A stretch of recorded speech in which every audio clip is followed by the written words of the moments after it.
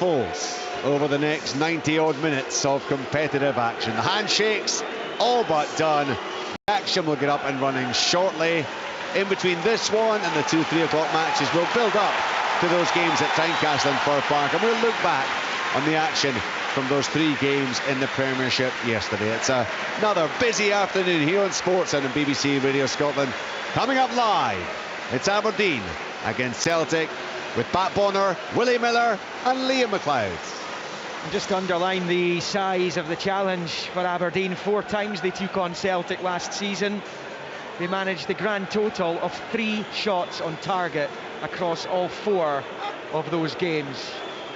As the Dons players go into a little grouping to the left, the Celtic players about to go into their huddle as well after the captains Callum McGregor and Graham Shinney shook hands. Referee Kevin Clancy. If you missed the team news at the start of the programme, Aberdeen one change from last week's uninspiring draw at Amon Vale against Livingston. Johnny Hayes injured, Ryan Duncan comes in, Kellaroos in goal, Devlin, Rubidzic and McKenzie at the back, Morrison, Duncan wide, Povara, Shinney in the middle with Clarkson ahead of them, and Miovski and Duke the front 2. Celtic unchanged from the win over Ross County. Hart in goal, Ralston, Carter, Vickers, Nawrocki and Taylor. It's O'Reilly, McGregor and Turnbull, and it's Abada, Kyogo and Maida.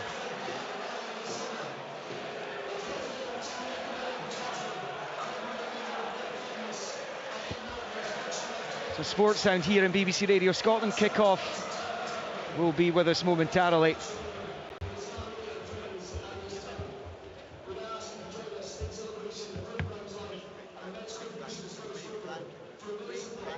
We're going to have a minute's silence, minute's applause it is in fact, for the former Aberdeen manager Craig Brown, who of course passed away in June.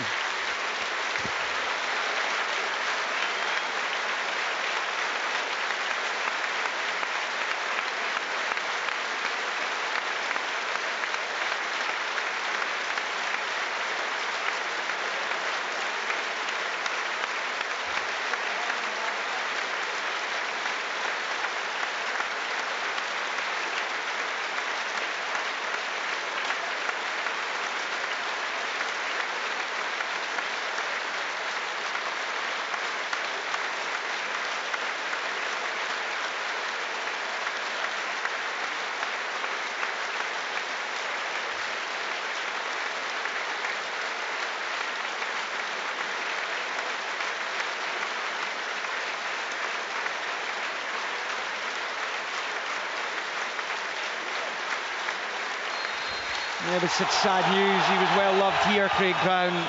First home game for Aberdeen and a chance to pay tribute to a man who certainly steadied the ship here after a particularly turbulent period in the club's history. It's going to be the visitors, the champions, to get things underway in the green and white hoop shirts, white shorts, white socks, right to left, shooting towards the beach end in front of what is practically a sold-out Pittodrie. Celtic kick-off. Aberdeen in the red and gold as they are this season will shoot towards the Merklyn Road end, the King Street end, the red shed, whatever you want to call it, as it goes out of play for a throw-in on this near side for Aberdeen, to be taken by one of the summer recruits, the former Livingston skipper Nicky Devlin, as he bowls it into the Celtic half where Taylor gets onto it, and now it's with Callum McGregor, who scored the only goal of the game the last time Celtic were here. It was an infamous game. It was a game Aberdeen sat basically at the edge of their own box for the full 90 minutes. And it was Callum McGregor who got the winning goal late on as Shinney battles for it in the midfield. But it is McGregor who emerges with the ball. Down the right-hand side he goes. It's picked up there by Abada. Infield for O'Reilly. Back to Abada, who sweeps it back to the edge of the centre circle for Carter Vickers, who then finds Nawrocki, his new centre defensive partner. Forward to Taylor, out to Daizen Maida on this near side, back to Greg Taylor, left hand side of the box, fires it in towards O'Reilly. Rubidzic comes to meet it and clears it. Good defending. He actually did impress last week, the big Serbian on his debut at Livingston. Not too many in Aberdeen colours did on the day, as Shinney battles with McGregor, wins it. Now Clarkson knocks it through to Miovski, attacking the Celtic penalty area. Miovski onto the left foot. Miovski's overcooked it, he goes down right in the edge of the box, and that's going to be a free kick inside the D for Aberdeen as Miovski skipped his way back outside the penalty area. There were legs dangling there as well, so he potentially could have been challenged before he came outside the penalty area, but it is a free kick in a good position. It is, yeah, and good play, first of all, from Shinnie, putting Callum McGregor under, real pressure, winning the ball back, and then Miovski taking the ball for a little wander, taking on 3-4 players, pulled the trigger. I'm thinking, had to strike it goal. I thought it was on for him to take the left foot and put it through him. It was a rather spectacular dive challenge. at the end, was it? Rather spectacular. I think there was contact there. Yeah. So I think it was a free kick. A great opportunity early in the game, and it looks as though Miovski fancies it himself, but Clarkson's there. Miovski takes it left-footed and puts it wide of the left-hand post. I'll tell you what, if that was on target, I don't think Joe Hart seen that ball. It came through a group of players. He's almost stunned a little bit and hoping that it was going to go past his right-hand post. It was good power, just direction was out, but Celtic off the hook early on. But they've started quite well, Celtic, trying to keep the ball, but just getting done in that little counter-attack from Aberdeen. It's over on that far side now for a throw into Aberdeen, right in front of the Celtic supporters, a couple of thousand of them in the south stand over there. I'm not sure they'll be getting that kind of number in future fixtures at Pittodrie. Aberdeen are changing how many tickets are sold in the away end, as many clubs are doing. We know Hearts have been doing that. Polvara gives it away, it kind of bounced off his chest and breaks the way of Abada. It's won back by the American. Polvara, who's driving forward. He's got Miovski to his right and Duke to his left. It's taken an eternity, but eventually he slips it out to Shane Morris wide on his right-hand side. Maida's the covering player for Celtic. Now Morris level with the 6-yard line to the corner flag, and he wins Aberdeen a corner. It's actually been a pretty bright start by the Dons. They are a little bit makeshift, particularly at the back today, and at times through the middle. We haven't replaced Ramadani yet, but it's been a bright start by them, Willie. Yeah, it has, and unusually a poor start from Callum McGregor. That's twice he's been caught in possession. This time Polvara taking the ball off him and driving forward. There were slow starters against Ross County last week as well, where Celtic, as Leighton Clarkson takes this corner, the Aberdeen number 10, right-footed, drifts it in. Hart punches it away. Will be kept alive here by Duncan, who nicks it out to Clarkson on this near side. Clarkson bending it in with the outside of the boot, but it's too close to Joe Hart. He holds on. We saw him tee up Bojan Miovski with a similar kind of pass here last season in the win over Rangers. 0-0 then, 4 minutes in. Yeah, this is the part of the game I think that Celtic, probably under Brendan, will take more risk. They'll play it out of the back, they'll take their time, they'll try to suck players on. Now they've got to be really assured in their passing from that perspective, and that's down to responsibility of Joe Hart, of Nawrocki, Carter Vickers, and I think the full-backs will be also playing a little bit wider, Wooly, from that starting position. Yeah, I mean, it's been a really bright start from the home side, there's no doubt about that, and a very sloppy start, I think, from Celtic. Their passing has not been accurate. They've been caught in possession too many occasions, and you're talking about taking chances. To me, that was never on for Joe Hart, to play the ball to Carter Vickers. Celtic got away with it, but it was very tight indeed. Nawrocki under pressure from Miovski, but he's managed to nick it back to Carter Vickers, who is to go back to Joe Hart. He'll hit it first time. It's unconvincing though, but it bounces off Miovski back to Carter Vickers, who finds Hart and into Nawrocki. It's been a pretty jittery start by Celtic, we'd have to say, giving possession away at times a lot easier than we saw them last season. Yeah, and I think it's down to Aberdeen also pressing them a little bit. That I'd come up here at times and witness an Aberdeen team sitting off Celtic and allow them to control the game, build it up and take their time and build themselves into the game. Yeah. Today, early on, they've gone press in midfield, press higher up the pitch. Can you continue that is the question. Well, there's no excuses for not putting on a performance today. The conditions are absolutely fabulous. A little bit warm, sunshine, though, warm, yeah. Relatively speaking, as Joe Hart picks up and clips it with the left out onto the header. Ralston, his header is straight to Rubezic, but bounces off him and falls for Abada, who goes back down the line for Ralston. Back to Carter Vickers, forward to O'Reilly, and he passes it straight into touch for an Aberdeen throw-in. Sloppy. Over on the far side. It's just another example of what I was just saying. Oh, I mean, Celtic have not started this game well, Pat. There's no doubt about that. The lack of understanding, lack of accuracy in the passing. But Aberdeen give it away with Clarkson. Now it's Leela Bada down the right-hand side, knocks it back towards Turnbull and clipped over his own crossbar. And that will be a Celtic corner. Flickered into life there, but that all came from a loose ball by Leighton Clarkson. And what you don't want to do against this Celtic team is offer them any kind of encouragement at all. And Leela Bada was right onto it, scampering down that right-hand side. Yeah, he choked his cutback actually. You know, cut into the ground and it kind of almost bobbled across and allowed Aberdeen to get back to clear it.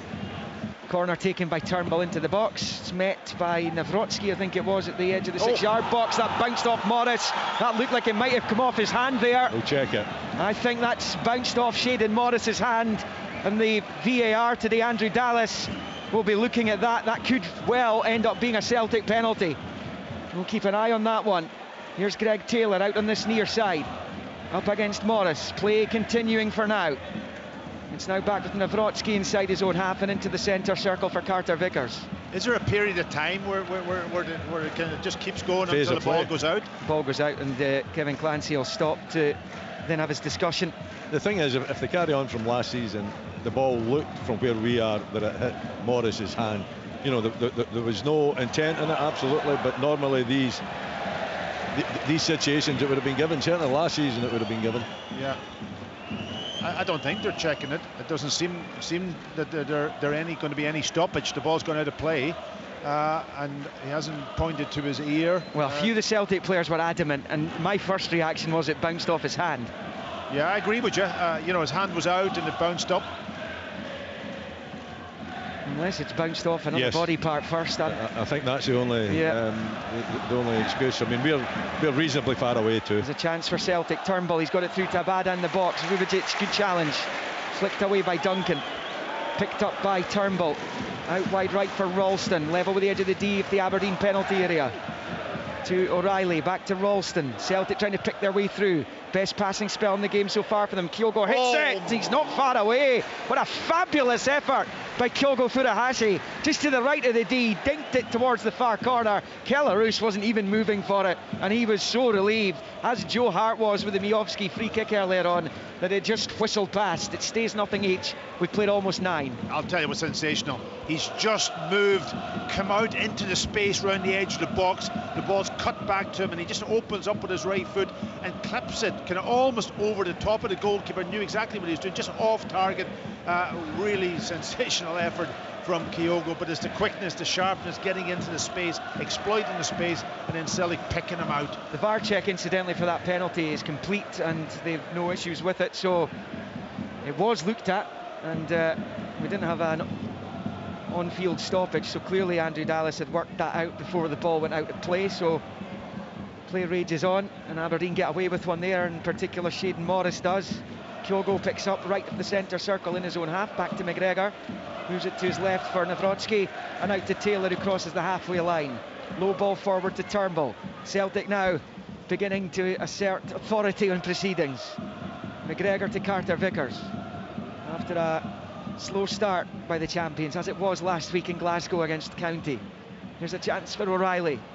Right hand side of the penalty area, dinks it across the 6-yard line. Nicky Devlin heads it clear, and Shinnie with a foul over on the far side. He was heading it out of play, but he took too much of the man. I think it's Tony Ralston who he's ended up upending in front of the Celtic support. It's 0-0 at Pittodrie, still in the relative infancy. He's not happy with that decision though, is he, Graham Shinnie? And I thought they went for the ball. I thought that it was quite a fair challenge. We're again quite far away from the incident. It was the linesman that put his flag up and indicated to the referee that it was a free kick and an opportunity for Celtic to throw one into the box. Yeah, almost as good as a corner, albeit it's level with the 6-yard line, just a couple of yards from that south stand side touch line. Matt O'Reilly over it. Chance for Celtic, and it comes towards the 6-yard area, headed down. It's in. It's an own goal, I think, but the flag's gone up. Flag's gone up. Dyson Maida headed it down, and it's, I think, come off an Aberdeen defender and ended up in the net before the flag went up over on the far side. And it stays Aberdeen 0, Celtic 0. I think it's Abada. I don't think it's Abada. Does he have to touch it? That's the point I was going to make. Just Abada got the final touch. From the angle we're on, it looked like the ball was going to go into the net, and he didn't have to touch it. Obviously, it's been checked, but from the angle we're on, Willie, I think you're right. I think that ball was heading into the back of net with the goalkeeper beaten. Yeah, it certainly looked like that from our angle up here, and he didn't really have to take part in that. So Aberdeen getting off with it a little bit. Yeah, Aberdeen there's still a check, is there? There is a check. It's very tight, apparently. There was an Aberdeen defender went for it as well, but it's Abada who snuck in at the back post to put it into the net. Kevin Clancy is speaking to Andrew Dallas. I think this might be given by the sounds of things. Yeah, and just from a defending point of view from Aberdeen, you know, it's a ball just played into the 6-yard box. You got to they win were it. lined up, and you have Maeda, who's not the biggest. Let's face it, he jumps the centre backs. Yeah, he gets a clear header on it. Well, Kevin Clancy still has his left hand to his left ear. I'm hearing that he looks marginally onside Liel Abada, who has touched it home. Dante Polvara's the Aberdeen player who seems to have played him on, and this seems to be as though Celtic are going to be opening the scoring here. Kevin Clancy's now moving. Come on, you shouldn't be taking this long. Yeah, walking back towards the centre circle. Yeah, it's going to be a goal. Yep, goal given. It's Liel Abada who takes the credit. It was headed down by Dyson Maeda, and Abada nicked in ahead of the Aberdeen defender, played onside by Polvara, and Celtic take the lead at Pittodrie on 13 minutes. Aberdeen 0, Celtic 1. Yeah, listen, you know, it's a ball played into the 6-yard box, right into the middle of the goal. Goalkeeper doesn't come, the centre halves don't deal with it. Maeda gets in there quicker than anybody else, gets a good header on it, and it bounces in there on the attack again. Yeah, and it's Maeda at the edge of the box, shoots for goal, and Kelleroos holds on. Aberdeen all at sea. Dangerous times for Aberdeen now, Willie. Well, it is, yeah. You know, I think they're stunned by the lack of defending at that corner. You know, it just shouldn't be allowed to happen. They've got enough height there. Maeda's not the biggest as well. You know, he shouldn't be able to get that header down. And I think that's where it all starts from, doesn't it? You know, and then Abada just getting a little touch on it, maybe taking a chance at that time. But it's gone for Celtic, and Aberdeen have got to, you know, get themselves sorted out, calm things down. As I said before, that they are very inexperienced out there as well. They're going to need Graham Shinnie to just calm them down. They don't want to lose a second one, which could easily have happened there. They've got a corner, Aberdeen, meantime. Leighton Clarkson over it. It's on this main stand side, and it comes from Clarkson, headed away by McGregor. Duncan hits it, comes off his own man Devlin, who's on the 6-yard line. Clarkson collects and rolls it side-footed back to McKenzie. Left-footed ball looking for Miovski, headed away by O'Reilly, breaks to Morris at the edge of the box. It's now with Graham Shinnie, drags it back onto the left right-hand side of the 6-yard box, finds Duke, then Miovski with the overhead effort. The two of them got in each other's way really, and it goes well wide, and it stays Aberdeen 0, Celtic 1 on 14.5. 2 for 1 there, was it, at the back post. Spectacular overhead kicks from the two strikers. Good play by Shinnie, calms things down, you know, doesn't rush it, looks up, plays it to the back post, a little bit too much on it, and Duke and Miovski couldn't get there, but managed to get the you know, a touch on it with the spectacular overhead kick that could by the post. Yeah, and Celtic obviously taking the short goal kick. The two centre backs are on the corner of the 6-yard box. Two full backs are out in their positions. Lots of space higher up the pitch. Aberdeen's just pressed them up. So for me, I think this ball should be played almost into the area where Abada is, where there's a huge space. And Joe has got the capability. I think he does it, but he plays it high up into the air for Maeda. I'm not sure if he's going to win that one. Well, that'll be the concern for Barry Robson, is that 5'8" Dyson Maeda was able to get his head onto that free kick from O'Reilly, as Miovski gives chase up against Nawrocki, sticking with him. Nawrocki does well. He ended up on the deck and just slips it away from Miovski as Taylor finds McGregor on the near side. Shinnie with a challenge and out for a Celtic throw-in on this near side to be taken by Greg Taylor. Yeah, it was a nice test for Nawrocki to see did he have the pace. He didn't look really quick, but he kind of stayed wooded. Yeah, he stayed wooded, and he got his tackle in. Long strides, wasn't it? Yeah. I thought he was losing the race, actually. You know, I thought Miovski, with a little bit more space in front of him, was going to win that one. But you're right, the Celtic defender did, you know, extremely well eventually to clear it. Matt O'Reilly over on the right-hand side for Celtic, onto the halfway line for Ralston, who rolls it back to Carter Vickers. After the opening 5 or 6 minutes, it's been all about Celtic. They slow starters again, but they are very much in gear now as Maida is nicked off by Morris. And Miovski into Polvara. He's done well to knock it forward under pressure from O'Reilly. Loose ball breaks Clarkson's way, forward towards Miovski, looking to get the break of the ball in Nawrocki. It's an intriguing battle between those two, as favours Celtic this time again, as it ends up back at the feet of Joe Hart, who plays it short to Carter Vickers. Side football to the right for Ralston. Yeah, it's interesting just looking at Celtic's two full backs. Ralston obviously is playing very much as a full back in that wider position, giving Carter Vickers the opportunity to pass it to him, while Greg Taylor, he's the one that's still going into that inverted full-back position at times. There's Turnbull out wide left for Taylor, level with the Aberdeen 18. Infield for Turnbull. Scored those 2 goals against County last week, so deserves to keep his place in the team, as it's slipped out to Abada, scampering away from Duncan, flicks it with the outside of the boot into the Aberdeen box, cleared by McKenzie. Picked up by Celtic again. Ralston, he's gone down. McGregor plays at the edge of the area, and it's won back by Polvara, but it breaks down at the edge of the area, and Kevin Clancy brings it back for a free kick for the foul on Ralston. Yeah, I think that's good refereeing though. I think, you know, he let it go to see if Celtic were going to get something out of the build-up, and then just pulls it back. It was a free kick. I think he's caught him, eh? It was. It depends how long you let the advantage go though, Pat, as well. You know, they had the advantage. It was a poor pass eventually, you know, so do you call it back then? I don't think so. I think you let play continue. Yeah, I just see Brendan Rodgers down here talking to Joe Hart. Oh, free kick's taken by O'Reilly. Kyogo, right hand side at the byline, tries to dink it across, comes off the defender, and Celtic have a corner as they keep the pressure on. 18 in, they lead 1-0. That goal that they scored after the VAR check given to Liel Abada came after the shinny foul over on the far side, which led to the free kick that O'Reilly put into the box. The corner being taken from the same side by O'Reilly here. In swinger with the left coming up. Kevin Clancy's got some work to do in the box. A few altercations he's trying to diffuse ahead of this set play. And it's O'Reilly to take. Into the 6-yard box, headed away by Rubicic, only as far as Kyogo. His effort's blocked. Breaks to Duke, who finds Miovski, who goes down. No free kick, Celtic play on. There's a daisy cutter effort there from Abada, which goes well past the reverse side of the goal from where he was shooting, past the left-hand post. Really good block from Duke there. He was back in a defensive position inside the box, and he reacted really well, because it was Kyogo onto it like a flash and got a shot away, but Duke got a good block in. Celtic with that goal maintaining this incredible scoring record they have at Pittodrie. They haven't failed to score in a game here since December 2001.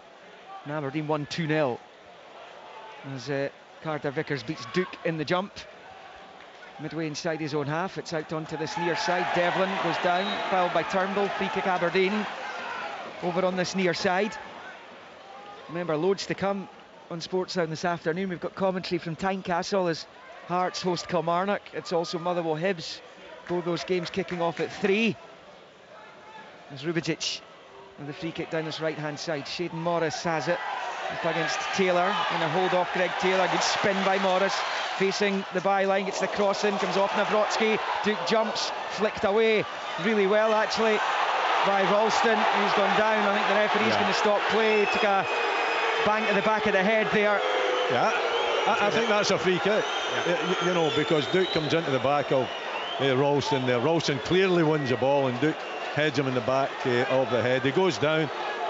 You know, he's not injured. He bounces back up okay, but I still think that's a free kick, because you know, Duke just went right into the back of Ralston's head. And it was a really good header under pressure, a hanging ball. Yep. He gets up really early, jumps off 2 feet and knocks it away.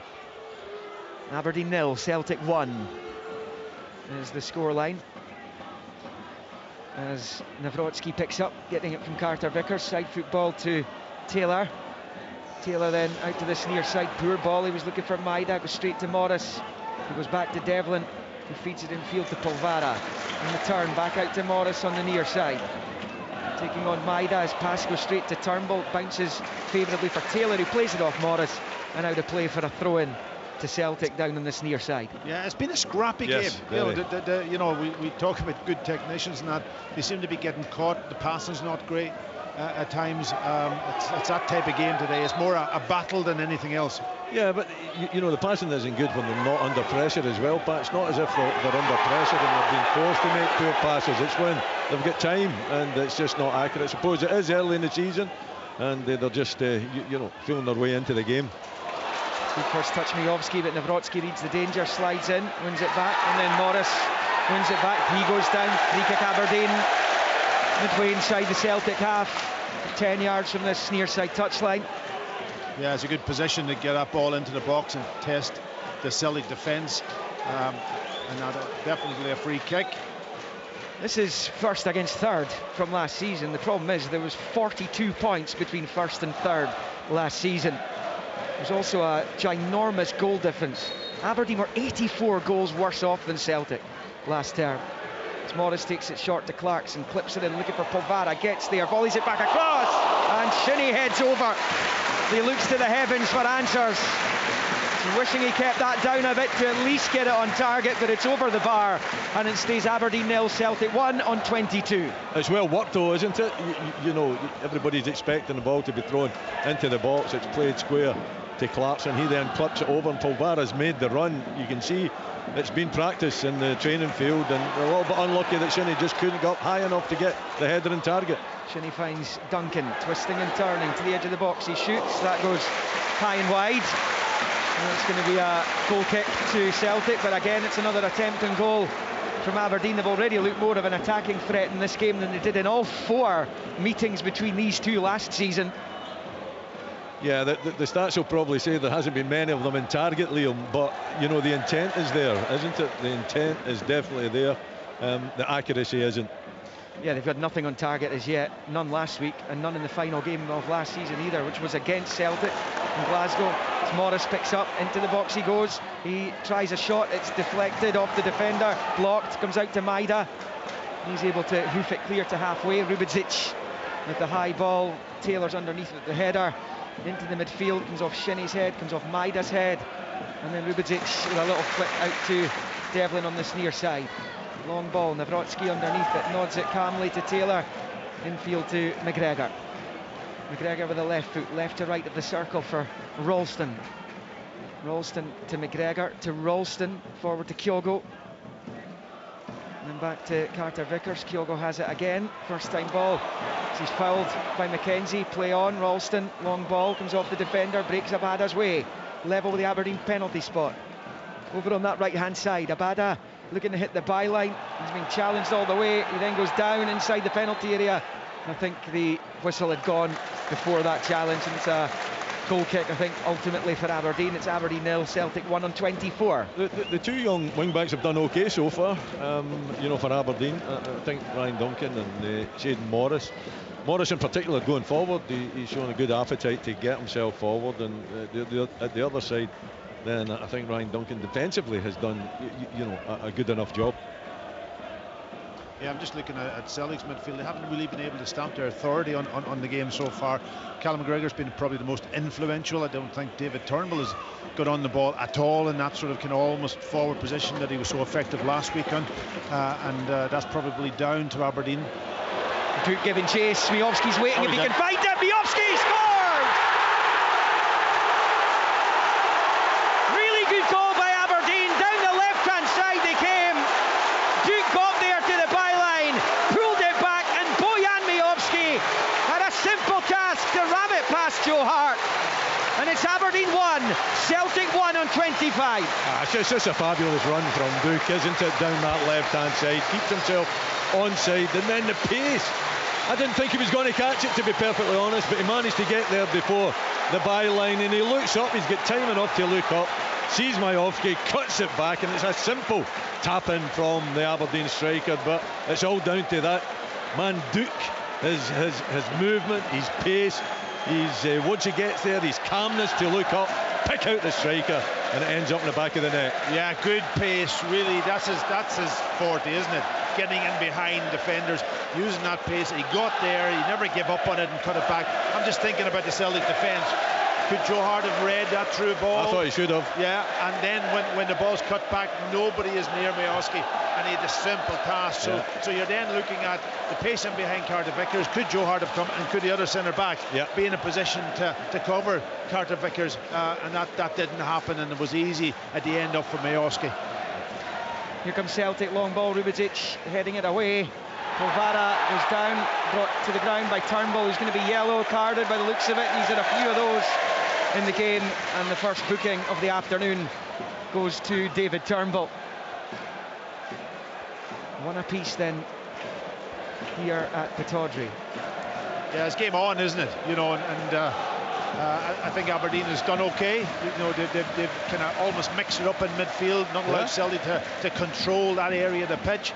And then, of course, Celtic trying to take chances at the back. I talked about risk and almost starting the game deeper, Willie, and that's what they're doing from the goal kicks, from trying to pass it out.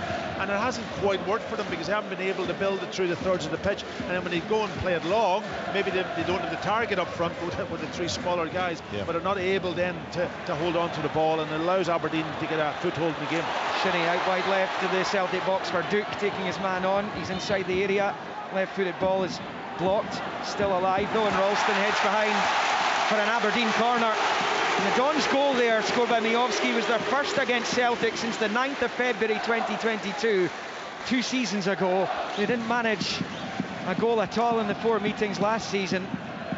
Miovski's one cancelling out the Abada opener, and Aberdeen with a corner to be taken by Leighton Clarkson over on that left-hand side. It's a fizz delivery, it's cleared by Hart, who managed to get his left glove to it. Turnbull picks up on the near side, and Shinnie wipes him out. Not sure what was going through Shinnie's mind. There's going to be a card coming for the Aberdeen captain in a moment, as it's slipped through by Abada, and it comes through to Kellaroos, the Aberdeen keeper, and he'll bowl it out to the far side. Look, Graham Shinnie plays on the edge of things. I don't think he needs to go in on that challenge though. No, he doesn't. He's trying to make a statement. He's trying to make a statement. He didn't quite catch Turnbull. I think it could have been worse for him if Turnbull had to stay down. Turnbull got up and got on with the game fairly quickly after it. Oh, and Devlin heads it straight to Kyogo. He didn't know he was there, and Kyogo scores! Nightmare for Nicky Devlin. You cannot gift wrap a goal like that to Celtic, and to Kyogo Furuhashi in particular, the most lethal striker in Scotland. Has it passed through to him by Nicky Devlin, and he smashes it past Roos, who did get a touch. What a gift it is, and it's Aberdeen 1, Celtic 2. He obviously didn't see him. That's the only thing I can imagine, because he should have been heading that ball back up the pitch. He heads it back behind his own defence, but Kyogo, what a finish! What a finish! Under pressure from defenders trying to get back in, and he volleys it into the top right-hand corner past the goalkeeper to give him no chance. But Celtic kind of almost getting off the hook and getting themselves in front again, Willie. It's a sensational finish. I mean, it's just a dreadful error from Nicky Devlin. He obviously didn't see. He's trying to just head it back, but you've got to be aware as a defender. You've got to be, half turn. You've got to know what's happening round about you when you take a chance like that to head it back. It's a gift for Celtic, and possibly another gift is Devlin gives it away again. Centre. Turnbull, left-hand side of the box, blocked by Devlin. His head must be swimming right now. Maida's going to pick up the loose ball inside the box. His cross, too much on it. Abada trying desperately to keep it in play on the far side, and he's done just that. Level the Aberdeen 18. Abada infield, it comes for Ralston. Ralston right-hand side of the 6-yard box. Shinnie with a challenge, and Shinnie with the clearance in the end. Shinnie's challenge on Turnbull came in the build-up to that goal. Was he yellow carded? I didn't notice. Here comes Duke. Miovski ahead of him. Duke's got too much in the pass. It comes right through to Hart. The thing is, Liam, the Celtic players are raging at the referee. I actually think Turnbull had a little push on the referee. He certainly went over, made his thoughts known to him, and I think he was right in doing it because it was a late challenge from Graham Shinnie. He's trying to make a statement. He's not been booked. I don't know what the rules are in terms of VAR, but it might not be that VAR can intervene. VAR doesn't intervene on yellow cards, but I think everyone in the stadium thought that would have been a yellow card. Yeah, I think there was a gasp here from Wally, and I'm looking along the line of Richard and so on, and they all sort of gasped when he went in late and completely missed the tackle. Aberdeen were level for 4 minutes. Celtic back in front here. Guys in Maida up against Devlin on this near side. Devlin battling with him, and eventually Maida carries it out under pressure. And I think he's wanting a free kick. The Celtic fans certainly were, but it's a goal kick to Aberdeen. 31 on the clock. Celtic with a 2-1 lead. Yeah, listen, you don't mind, you know, up against Celtic at times to go behind when they play well and score good, but when you give away a goal like that, you're just it's so frustrating. And I'm sure so frustrating for Barry Robson watching that. It will be. You know, but as I've said, as a defender, you've got to know what's about you. You've got to have that awareness, and on that occasion, Nicky Devlin didn't have that awareness. Otherwise, he wouldn't have attempted the header back to his goalkeeper. Foul by Devlin on Maida down below us. Free kick Celtic inside their own half. He's, of course, I mean, he's a full-back, Nicky Devlin, as well. He's being asked to play as one of the three centre-backs. He's an experienced player. You know? Yeah. That's the point. He's not a young boy, and he's come here, and you know, it's a good move for him. But you can't make big mistakes like that. They do have another right back in the bench, Dadian, Israel international, who they've signed on loan from Hapoel Beersheva. He's clearly not up to fitness, and I think, given they're playing Jack McKenzie and Nicky Devlin in centre-back positions today, you can tell just how out of the picture Anthony Stewart is. But they're playing in a three, you know what I mean, at the back. They're not playing against a double centre half in any way, so they should be able to work off that, get their body positions right, see around them, observe. Here comes Celtic. Ralston looking for O'Reilly. Good challenge by McKenzie. Breaks back Celtic's way, and it's Callum McGregor firing it to Taylor, who finds Maida in space, clips it in, high ball towards the penalty spot. Rubičić gets a touch onto it, and then he slips, and the flag goes up on the far side anyway. And it stays Aberdeen 1, Celtic 2 on 32 and a half.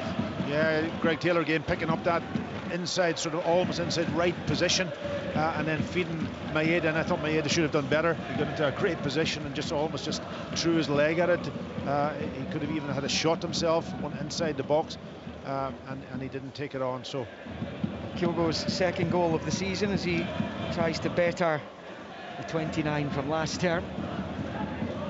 He'll have been annoyed he didn't get over the 30 mark. He'll be wanting to do that this time around. Clarkson finds Polvara, back to Clarkson, forward towards Miovski, but it goes straight to Carter Vickers, who rolls it forward, but it's one back off Abada by Clarkson, who'd given it away up towards Duke on the 18-yard line, and he can't control, and it comes right through to Joe Hart. 2-1 to Celtic. Good strong, aggressive play in the middle of the pitch, winning the ball. Just a final pass then, he just couldn't pick it. I think he's injured himself actually in that tackle that he's got on. He's just hobbling around a little bit. Clarkson. Maida moving in field, driving forward. He's just a bundle of energy. He goes down as well, and that's going to be a free kick to Celtic. And I think it was Nicky Devlin who got the final chunk of Dyson Maida as he charged forward. It's going to be a free kick opportunity here midway inside Aberdeen territory for Celtic, slightly left of centre. It's good play from Maeda though, isn't it? You know, he takes that ball on the move, really difficult to defend against. He's driving at the heart of the Aberdeen defence. He's taken out the game, there's no doubt about that. The free kick is given, but good play from the winger. Abada back down the line for Ralston, and in field to Carter Vickers. Packy? Yeah, I was just going to say, I think that's going to be a situation that Maeda's going to be asked to do at times. Start wide, but go into those little areas and inside and get on the ball and then do something with it. That time he did it very effectively. I think that's something that we don't normally see him in last year doing that. It was more get the ball, knock it past the full-back and run. But I think he'll be asked under Brendan Rodgers to do a little bit more. Long ball from Kelarus. Miovski's underneath it, flicks on. It's going to break to McGregor though, nods it back to Taylor inside his own box. Left-hand side of it, clears up to the halfway line. Rubičić with a header. Miovski tries to nod it towards Clarkson. He gets it past Taylor. Clarkson now to Morris. Morris attacking the box, diving header from Carter Vickers. Taylor will try and prevent the corner, but he's not going to be able to do that under pressure from Miovski. And Aberdeen have a corner on this near side in the final 10 minutes of the first half. It's a poor header from Carter Vickers, isn't it? You know, he's under no pressure. It's not a particularly dangerous cross into the box. He should be able to actually clear that up the park or out for a throw-in. He gives away a needless corner kick. Brendan Rodgers down there jotting down some notes as Ryan Duncan changing corner taker for Aberdeen. Ryan Duncan will take it left-footed into the back post area. It's Polvara attacking it. O'Reilly gets there first and puts it behind for a corner on the other side. Yeah, an in-swinger this time. from this sort of right-hand side, and it was a good ball right to the back post. I thought Matarelli actually did well under pressure, because somebody coming in behind you, you've got to get first contact on the ball, and he did, but he gave away another corner. To be taken by Clarkson. Right-footed, bends it in, out comes Hart. He gets both gloves to it this time. Rubedzic will try and keep it alive on this near side. It's he and Carter Vickers jostling on the right flank, and then Rubedzic runs into Carter Vickers, who's able to clear with the right foot. All the way through at the Aberdeen half, where McKenzie gets onto it and he plays it back to his goalkeeper. Abada in close attendance, but Roos, first time ball to McKenzie, who lumps it away with a left foot into the Celtic half. Underneath it is Carter Vickers. Turnbull's going to get onto it on this near side. Turnbull moving infield, flipping it out, looking for Abada, headed away by Duncan. He's done well, he's found his captain Shinnie, he works it back to Duncan on the left. Duncan forward, but there's nobody down that left flank. He's asking Miovski why he didn't go for it, but he was already on his bike looking to get onto a ball through the middle. Yeah. It's got to be a better pass from Ryan Duncan there. What his left foot, he's got to thread it down the wide area, rather than it was really a soft effort that was easily defended. Maida to Turnbull, the edge of the box, decides to shoot, and he skews it well wide of the right hand post, and it stays Aberdeen 1, Celtic 2 here on Sports Sound. 37 minutes on the clock here. Abada and Kyogo for Celtic. Miovski at Aberdeen level briefly for all of 4 minutes. To come later from Tynecastle, Hearts Kilmarnock, it's Motherwell Hibs at Fir Park, and Sports Sound will be across those two games. On Tuesday, Servette Rangers with a 2-1 lead, 7:30 kickoff, that Champions League qualifier. Thursday, Hearts Rosenborg 2-1. The Norwegians lead with that late Shankland goal, and Trondheim gives them an almighty chance of progress. Hibs have an almighty chance of progress when they go to Switzerland to take on Luzern, having won the first leg 3-1 in Edinburgh. And then on Friday it's back to the domestic action, and Aberdeen in the last 16 of the League Cup there at Stirling Albion. Full coverage in Sports Sound, as you would expect. Here is Taylor down the left-hand side. Maida giving chase. Rubedzic is the covering player for Aberdeen. Maida's gone round him though. Maida with the early ball. He's found Abada. He takes a touch, shuffles onto the left, shoots, and Roos holds on. He had to go at the far corner there, surely. Had he done that, he was making it 3-1, and it stays Aberdeen 1, Celtic 2 on 38.5. Oh, what a good counter-attack though from Celtic. Starts deep in their own half. Ball's played up the line, and Maeda taken on the big centre half for pace and gets around him, and then puts a really good ball into the box. Abada just indecisive, really. He could have played Kyogo in on his right hand side, cuts across and just doesn't make good execution on the final shot. It should be a goal. Yeah, it should be a third. I don't know what I think he's thinking about putting it to the far corner, and that's exactly where it should have went, and he didn't, and it was straight to the goalkeeper. Here comes Celtic again though with O'Reilly. Rolls it to Ralston. It's not a great ball though. Passed it straight to Duke, but he's in trouble at the edge of his own box. Down goes O'Reilly. Celtic trying to win it back, and eventually Kevin Clancy gives Celtic the free kick just to the right hand side of the penalty area. It's a good opportunity for them here. It was Duke got himself caught up in a fankle, and Celtic looking for a third goal, which might well push them towards the points as we approach the final 5 minutes of the opening 45. Yeah, it's a good position. Obviously Matt O'Reilly with that left foot. It's just inside the corner of the 18, but 3 or 4 yards inside the corner of the 18-yard box, but he can whoop this ball in. There's a couple of Celtic players over this one, and expectant away support over there in the far side. Up in the back of the main stand here, and a good view of this Celtic opportunity. And Matt O'Reilly and David Turnbull are the two Celtic players over it. Callum McGregor's left the scene. I think the two Celtic players over the ball are suggesting the wall's not back the full distance. O'Reilly or Turnbull? Does O'Reilly go for goal here? He's lining it up. O'Reilly with the left, dinks it for goal, and tipped over the bar there by Kela Roos. Celtic corner. Yeah, it was almost like a lazy type shot.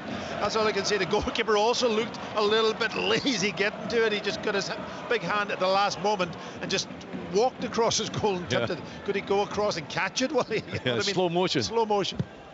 In comes the corner, headed away by Polvara. Here's McGregor for Celtic. He finds Turnbull. Turnbull then rolls it back to McGregor.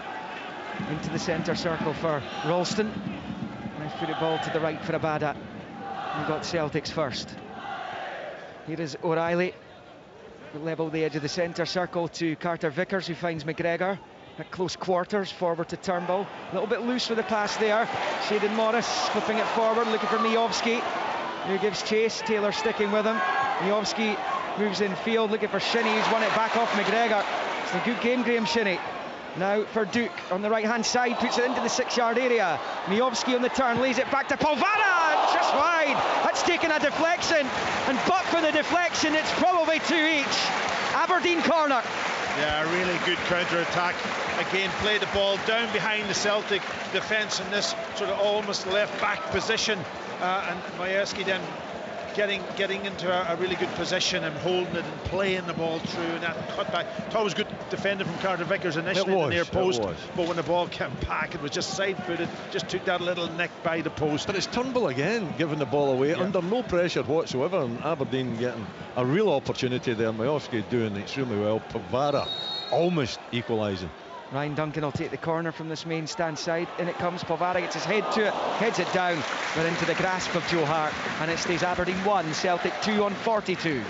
It's a big unit at the back post, down to Polvara, and he's looking a real threat, and he was up there. Just disappointing from his point of view that he didn't get a good enough header on it.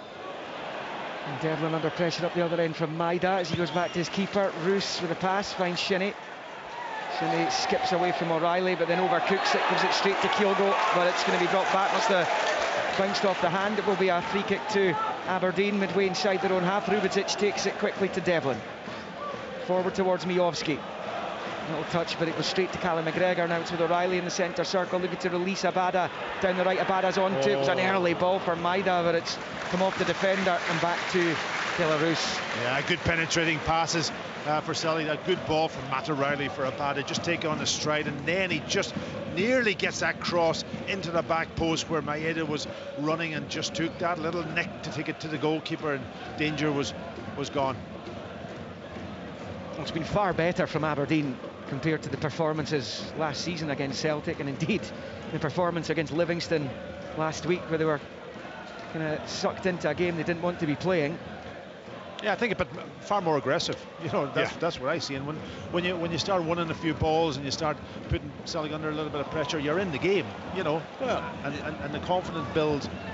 The defence doesn't get tested enough throughout the season, Celtic, and the way they play, they leave themselves exposed at times. You know, Barry Robson is at least making an effort to try and expose them, and they're doing it really well. You know, Polvara's pushed right up on top of McGregor. You've got the two strikers up top as well.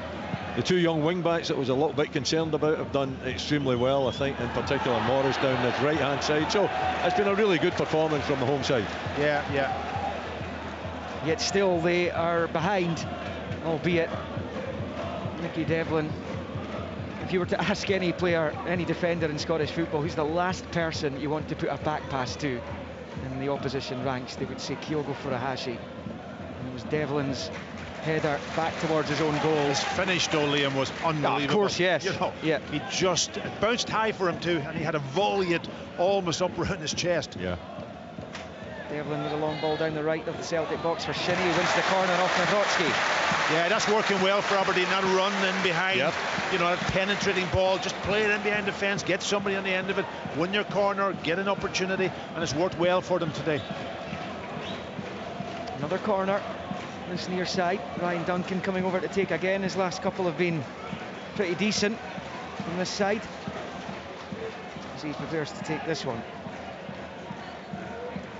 This will be Aberdeen's 7th corner of this first half.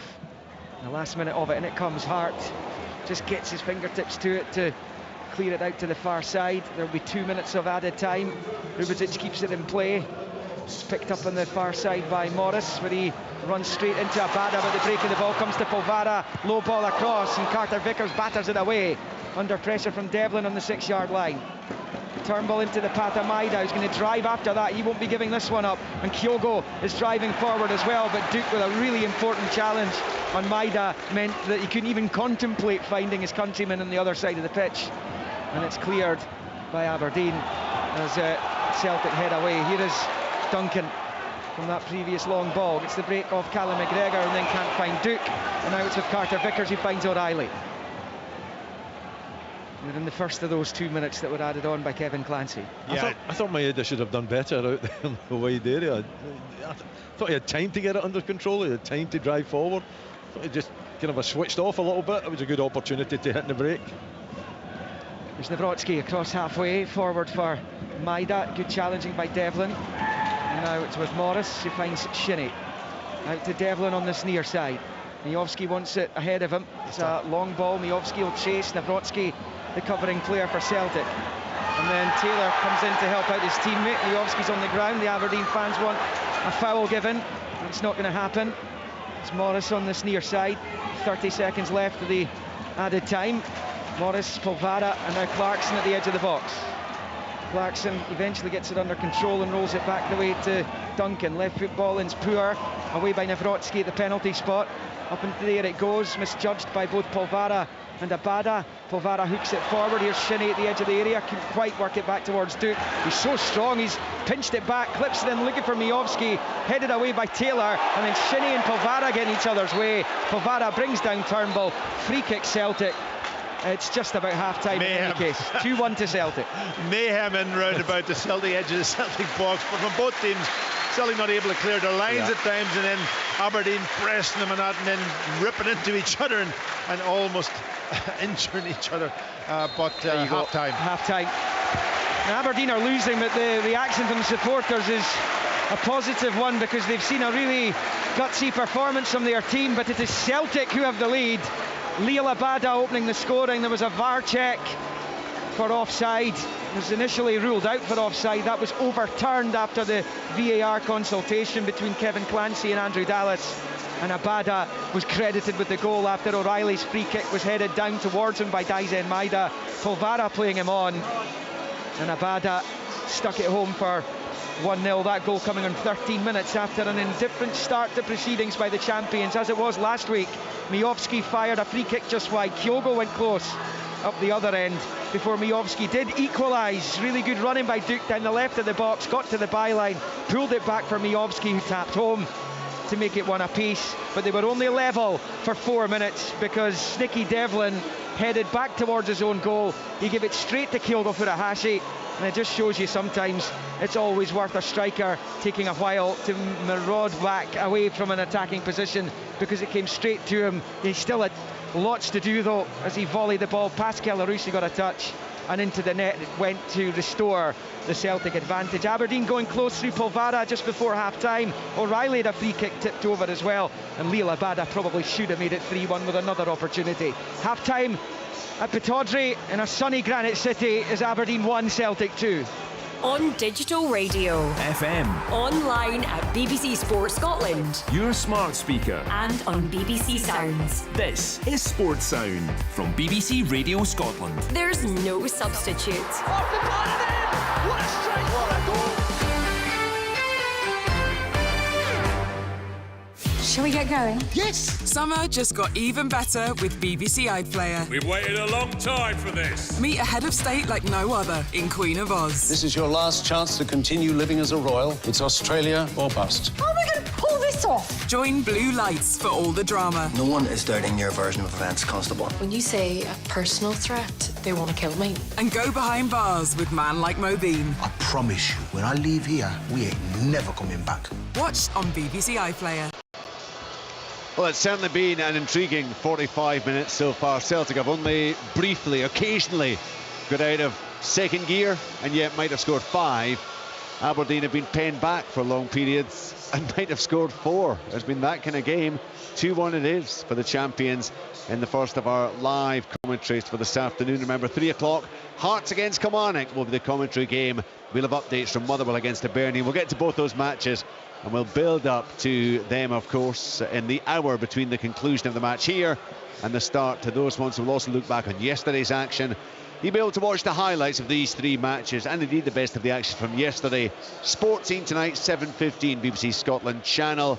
In the week ahead, listen out for the Scottish Football Podcast. That's published daily, Monday to Friday. You can get it wherever you subscribe to your podcasts. And in terms of the live action in the week ahead, Sports Sound and Sports Scene, Tuesday night, Servette against Rangers on the Champions League qualifier, 7 o'clock in the radio, 7:30 on BBC Scotland. Thursday night, it's BBC Scotland again at 7:30 for the Conference League qualifier, Hearts against Rosenborg. And then on Friday, we begin our coverage of the second round of the Viaplay Cup at Fourth Bank. It's Stirling Albion against Aberdeen. Live commentary Friday, 7 o'clock, Sports Sound on BBC Radio Scotland. So lots to look forward to. We'll also look back on the action from yesterday in the hiatus between the live games this afternoon.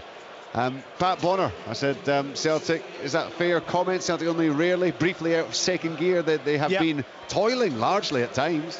Yeah, I agree, and you know, they're not passing the ball. I should say, and yet they've still been. They're in the lead. At least good enough, if not more. And they could have scored a few more also from that perspective. You're right to say that. But they haven't. I think Aberdeen have battled hard with them. In the middle of the pitch, they've been more aggressive. They've been higher up the pitch to put them under pressure. Celtic obviously trying to build from the back. You can see it from goal kicks. They play it out and they try to suck the team on and try to play through them. And it's not really worked. The midfield hasn't got control of the game. I could see Hatate coming on in this game just so that Brendan likes to have his team in more control for sure, and they haven't been able to. We haven't seen enough from David Turnbull today, but to be fair to him, he hasn't been able to get those balls in those sort of kind of spaces in between the lines, which we normally we see him last week maybe on a bigger pitch, maybe, I don't know, but he certainly was more effective, and he didn't get himself into good positions. I think the threat from Celtic is almost up front with Kyogo, the great goal he scored, but also Maeda's pace in behind at times too. But and saying that, Aberdeen's right in this game. Yeah, they are. I think it's a very good performance from Aberdeen, and I think it's been disappointing from Celtic to be honest. I know they're in the lead, but you're expecting more. You're expecting them to control that midfield area. I don't think they have in any shape or form, and they've been really wasteful with their passing when they haven't been under pressure. You know, giving the ball away. Just looking at them, I think Turnbull probably the main culprit. But even Callum McGregor has given it away when he hasn't been under pressure. Maeda for me has been a real threat, and up to a point, Abada as well down the other side. Although to balance that, I think the two young wing backs have done well. Two getting forward, maybe not so much Ryan Duncan, and I feel that Aberdeen in the midfield have been brilliant. I think Shinnie is a leader in there.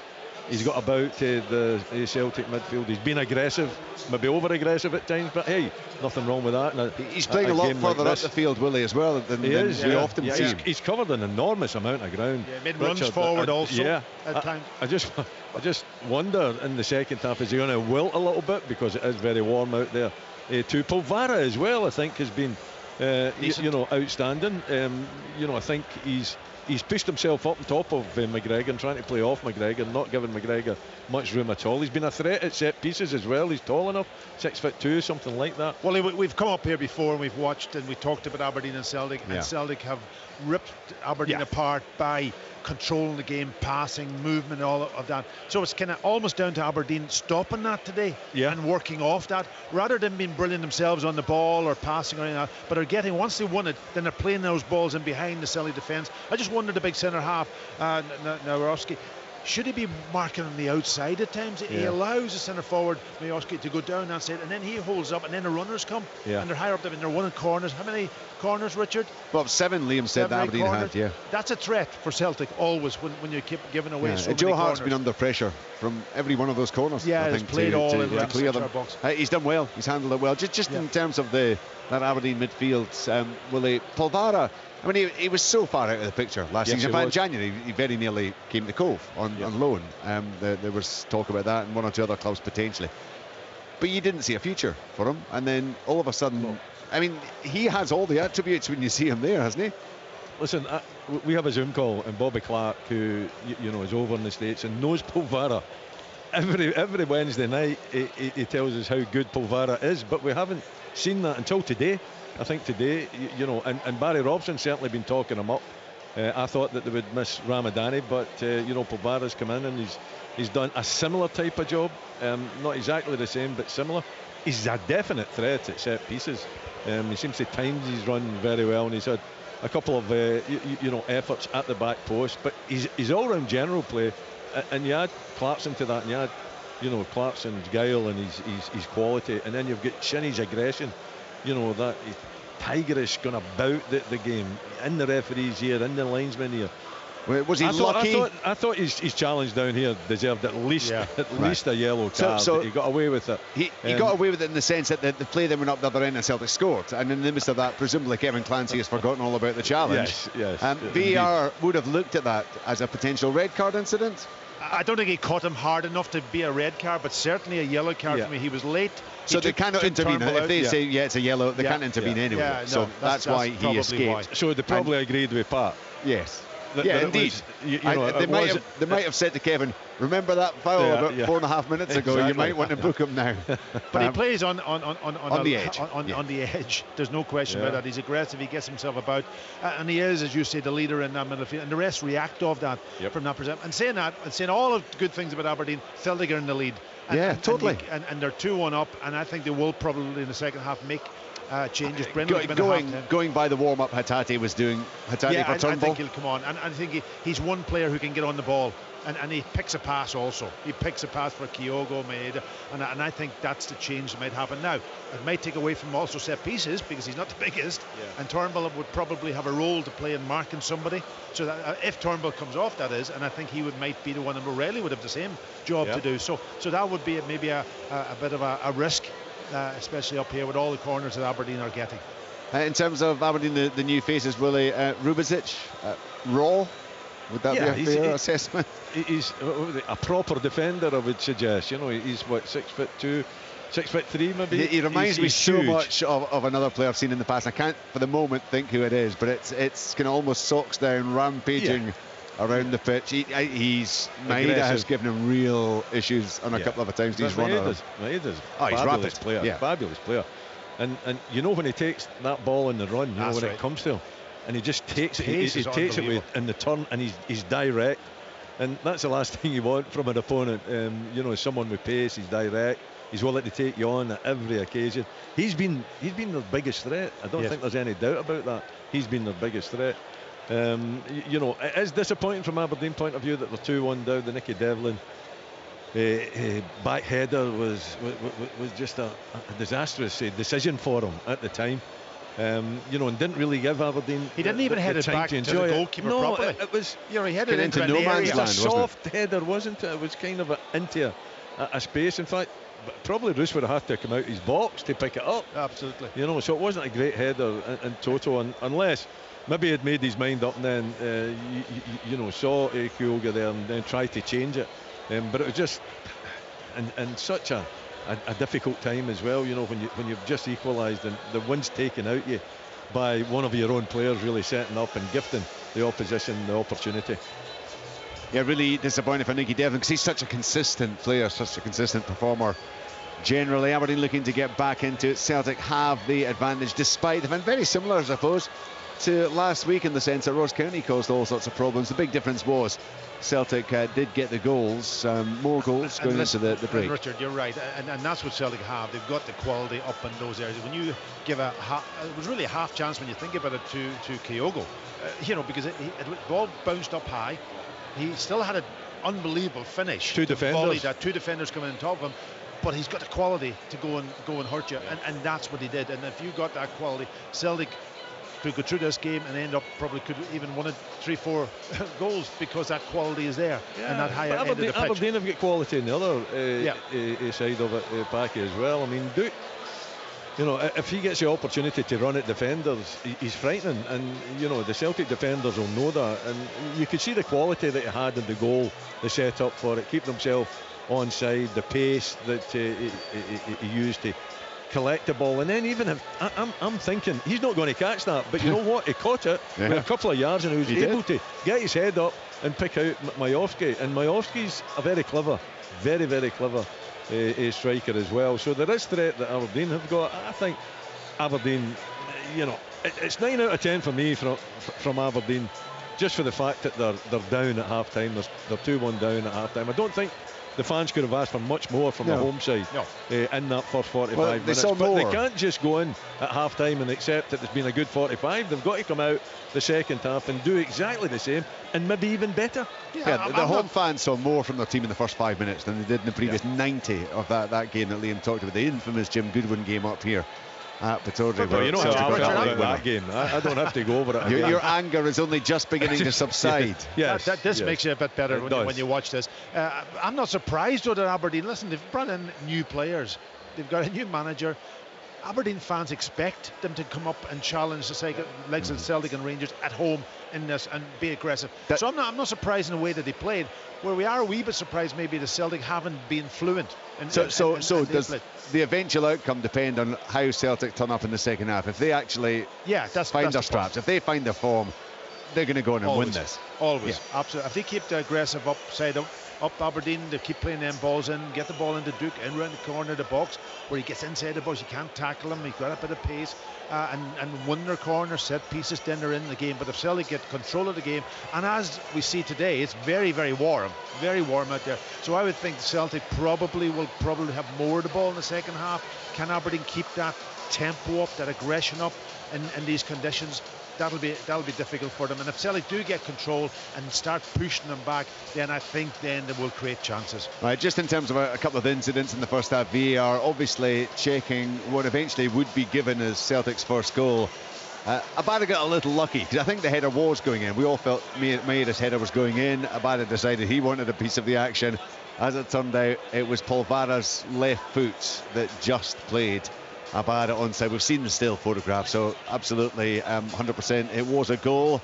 There was a bouncing ball that bounced up into Shayden Morris's armpit almost, and he kind of almost half caught with his upper arm, just in a split second. You've seen our clip, boys, penalty or not? Yeah, I think it was a penalty, to be honest. His arm's almost out, his wing is out, put it that way, and it sort of bounces up and hits him. Now, in the old days, that was never a penalty, but in the current rules, and we've got to go be consistent on it, then I think VAR should have probably called it. At least, where does the arm start? I don't know. I tell you, just Liam's just pointed something out to me. And actually, if you look at that again, as the ball bounces, it actually grazes off his right knee, and then it goes up and hits his arm. So that's why there's no penalty. That's why there's no penalty. I hadn't actually picked up on that. He's got away with one there then. Yeah, just I think that's what we said, wasn't it? It was an awkward bouncing ball as well. And what we thought was it comes off an arm. I think it's the upper part of the arm as well. But at the same time we thought that it might have come off another part of his body as well. So no penalty. Well, I'll tell you, there is a bit of a surprising change here, and it has to be an injury to Cameron Carter-Vickers, you would think. Stephen Welsh coming on for the second 5. He too actually was going through a more intensive warm-up. No sign of Rio Hatate at this stage, although yes there is. Here he comes now. He has just emerged at the side of the pitch there, so he will be on, and it has to be Turnbull, doesn't it? It is David Turnbull that he is replacing. So Celtic, despite being in the front, there's an indication as to how Brendan Rodgers feels, and probably an injury to the central defender, but he's made those two half-time switches. Celtic lead 2-1. Full live second half commentary in Sport Sound with Pat Bonner, Willie Miller and Liam McLeod. Yeah, Stephen Welsh only played 6 times last season, and his last appearance was in October against St Johnstone in Perth. It's been a long time out of the team. He scored actually in the opening day of last season against Aberdeen. It's a few minutes into the campaign. As Aberdeen prepared to get the second half underway, no changes for them. In the red and gold, they'll go right to left, shooting towards the beach end. Celtic in the green and white hoops, white shorts, white socks, will shoot towards the King Street end as it comes back to Rubezic. Long ball from him, Ralston underneath it, and then Leighton Clarkson with the header up into the air. It's an easy one for O'Reilly. Here's Polvara picking up the scraps for Aberdeen and shifting it to Duncan through towards Shinnie. Couldn't get on to the pass, and it was behind for the goal kick for Aberdeen's Kellaroos in goal. Devlin, Rubezic and McKenzie. Morris and Duncan wide, Polvara, Shinnie, Clarkson, Duke and Miofsky. For Celtic now then, after those changes, Carter-Vickers and Turnbull off. It's Hart and goal, Ralston, Welsh, Nawrocki and Taylor, O'Reilly, McGregor, Hatate, Abada, Maida, Kyogo. Yeah, it's interesting changes from Celtic. Obviously, I would assume that Stephen Welsh is on, as Richard said, for an injury. Here was Shane Morris. Good play, skipped away from a couple of challenges. Couldn't find Miovski with the pass though. Blocked by Nawrocki. As Hatate picks it up just to the left of his own box. Back it to Nawrocki, into McGregor, out to the far side touchline. And it's Taylor and Povara all over him. Taylor goes down, wanting the free kick. It's an Aberdeen ball though. Over there on that far side touchline, south stand side. Yeah, first test now for Stephen Welch alongside Nawrocki. Can he defend this? I'm looking around at obviously who else has got a bit of height. Matt O'Reilly's got a little bit of help for them with his height, but apart from that, the rest of them are all fairly small. Turnbull maybe, or not Turnbull, Anthony Ralston. 2-1 to Celtic. Clarkson's free kick, Duke with a touch, but Kyogo gets it half away. Shinnie's efforts blocked by Ralston, though the Celtic defender didn't know much about it. Duncan's under pressure from Abada, who then turns round, looks at Kevin Clancy, asks for a free kick and gets it just to the right of the centre circle. Celtic free kick. Shinnie and Duke protest, but the referee's made his mind up. I don't know about that. I didn't think it was a free kick. I think the referee was far too quick to give it. I thought Ryan Duncan did, extremely well using, his physical strength to win that battle. So not for me, not a free kick for me. Abada for Celtic on the near side touchline. Celtic attacking for the first time in the second half. Shinnie for the challenge, and Ralston has felt the brunt of it, and he's taken a little while to get back up, a little bit winded after that. Challenge from Shinnie. It's been classic Graham Shinnie today though, vintage Shinnie, hasn't it? It's a really strong challenge, a fair challenge there. I think he accidentally caught him and winded him. It was his rash challenge that led to the free kick that led to the Celtic opener. Both Aberdeen and both Celtic goals Aberdeen will feel were preventable, particularly that second one obviously. Here's Nawrocki out to the left for Taylor. Good play from Taylor, skips away from Morris. Moves in field, finds Callum McGregor. Through it comes towards Kyogo, just to the left of the D on the overlap. Taylor, low ball, Maida's in there, O'Reilly's there too, and a really important touch behind for the corner by Duncan, because O'Reilly's about to pull the trigger and make it 3-1. Yeah, really controlled passing from Selly there. It was a really good movement from Kyogo initially, and McGregor picking him out. Here's a corner, short corner taken. Yeah, O'Reilly to Abada, to McGregor, back out wide right for Abada. Forward it comes to Taylor, inside the box, to the right hand side of it. He turns, gets the ball in with the left, headed away, only as far as Reo Hatate. Goes down to that left hand side of the box, hangs the ball in, looking for somebody at the back post where Taylor was. Clarkson wins the goal kick off Greg Taylor. It looked like it was going to be a corner if anything, so Leighton Clarkson's done well there. 48.5 on the clock. Aberdeen 1, Celtic 2. Taylor, Celtic's best player, do you think? I think he's done well. He's still playing that inverted fullback role, going into midfield, getting on the ball, opening up, playing the passes. From that perspective, so I think he's done well. He's had a great season last year, Wally, and he's just continued into it. I think he's developed as a player, and Brendan will probably even make him better. It's his 5th season at Celtic. Greg Taylor, Brendan Rodgers actually brought him to the club. Remember when Rodgers left, obviously Kieran Tierney was there for the vast majority of Rodgers' first spell. Celtic brought in the Uruguayan Diego Laxalt, and Taylor wasn't particularly popular amongst the Celtic supporters, but he has been Mr. Consistent over the last couple of years. Really kicked on under Ange Postecoglou, as he did under Steve Clarke at Kilmarnock. Throwing Aberdeen over on the far side. Devlin with it, headed away by Nawrocki. Duke picks it up, finds Povara, tries to slip it through towards Miovski. Little touch by Nawrocki on Miovski, but not enough for it to be a free kick to Aberdeen at the edge of the box. I think if he went down there, it might have been a bigger call. Yeah. He stayed on his feet, and I think the referee was right to let it go. The pass was too heavy as well from Povara. Miovski wasn't going to get onto it. I think that is taken into consideration as well.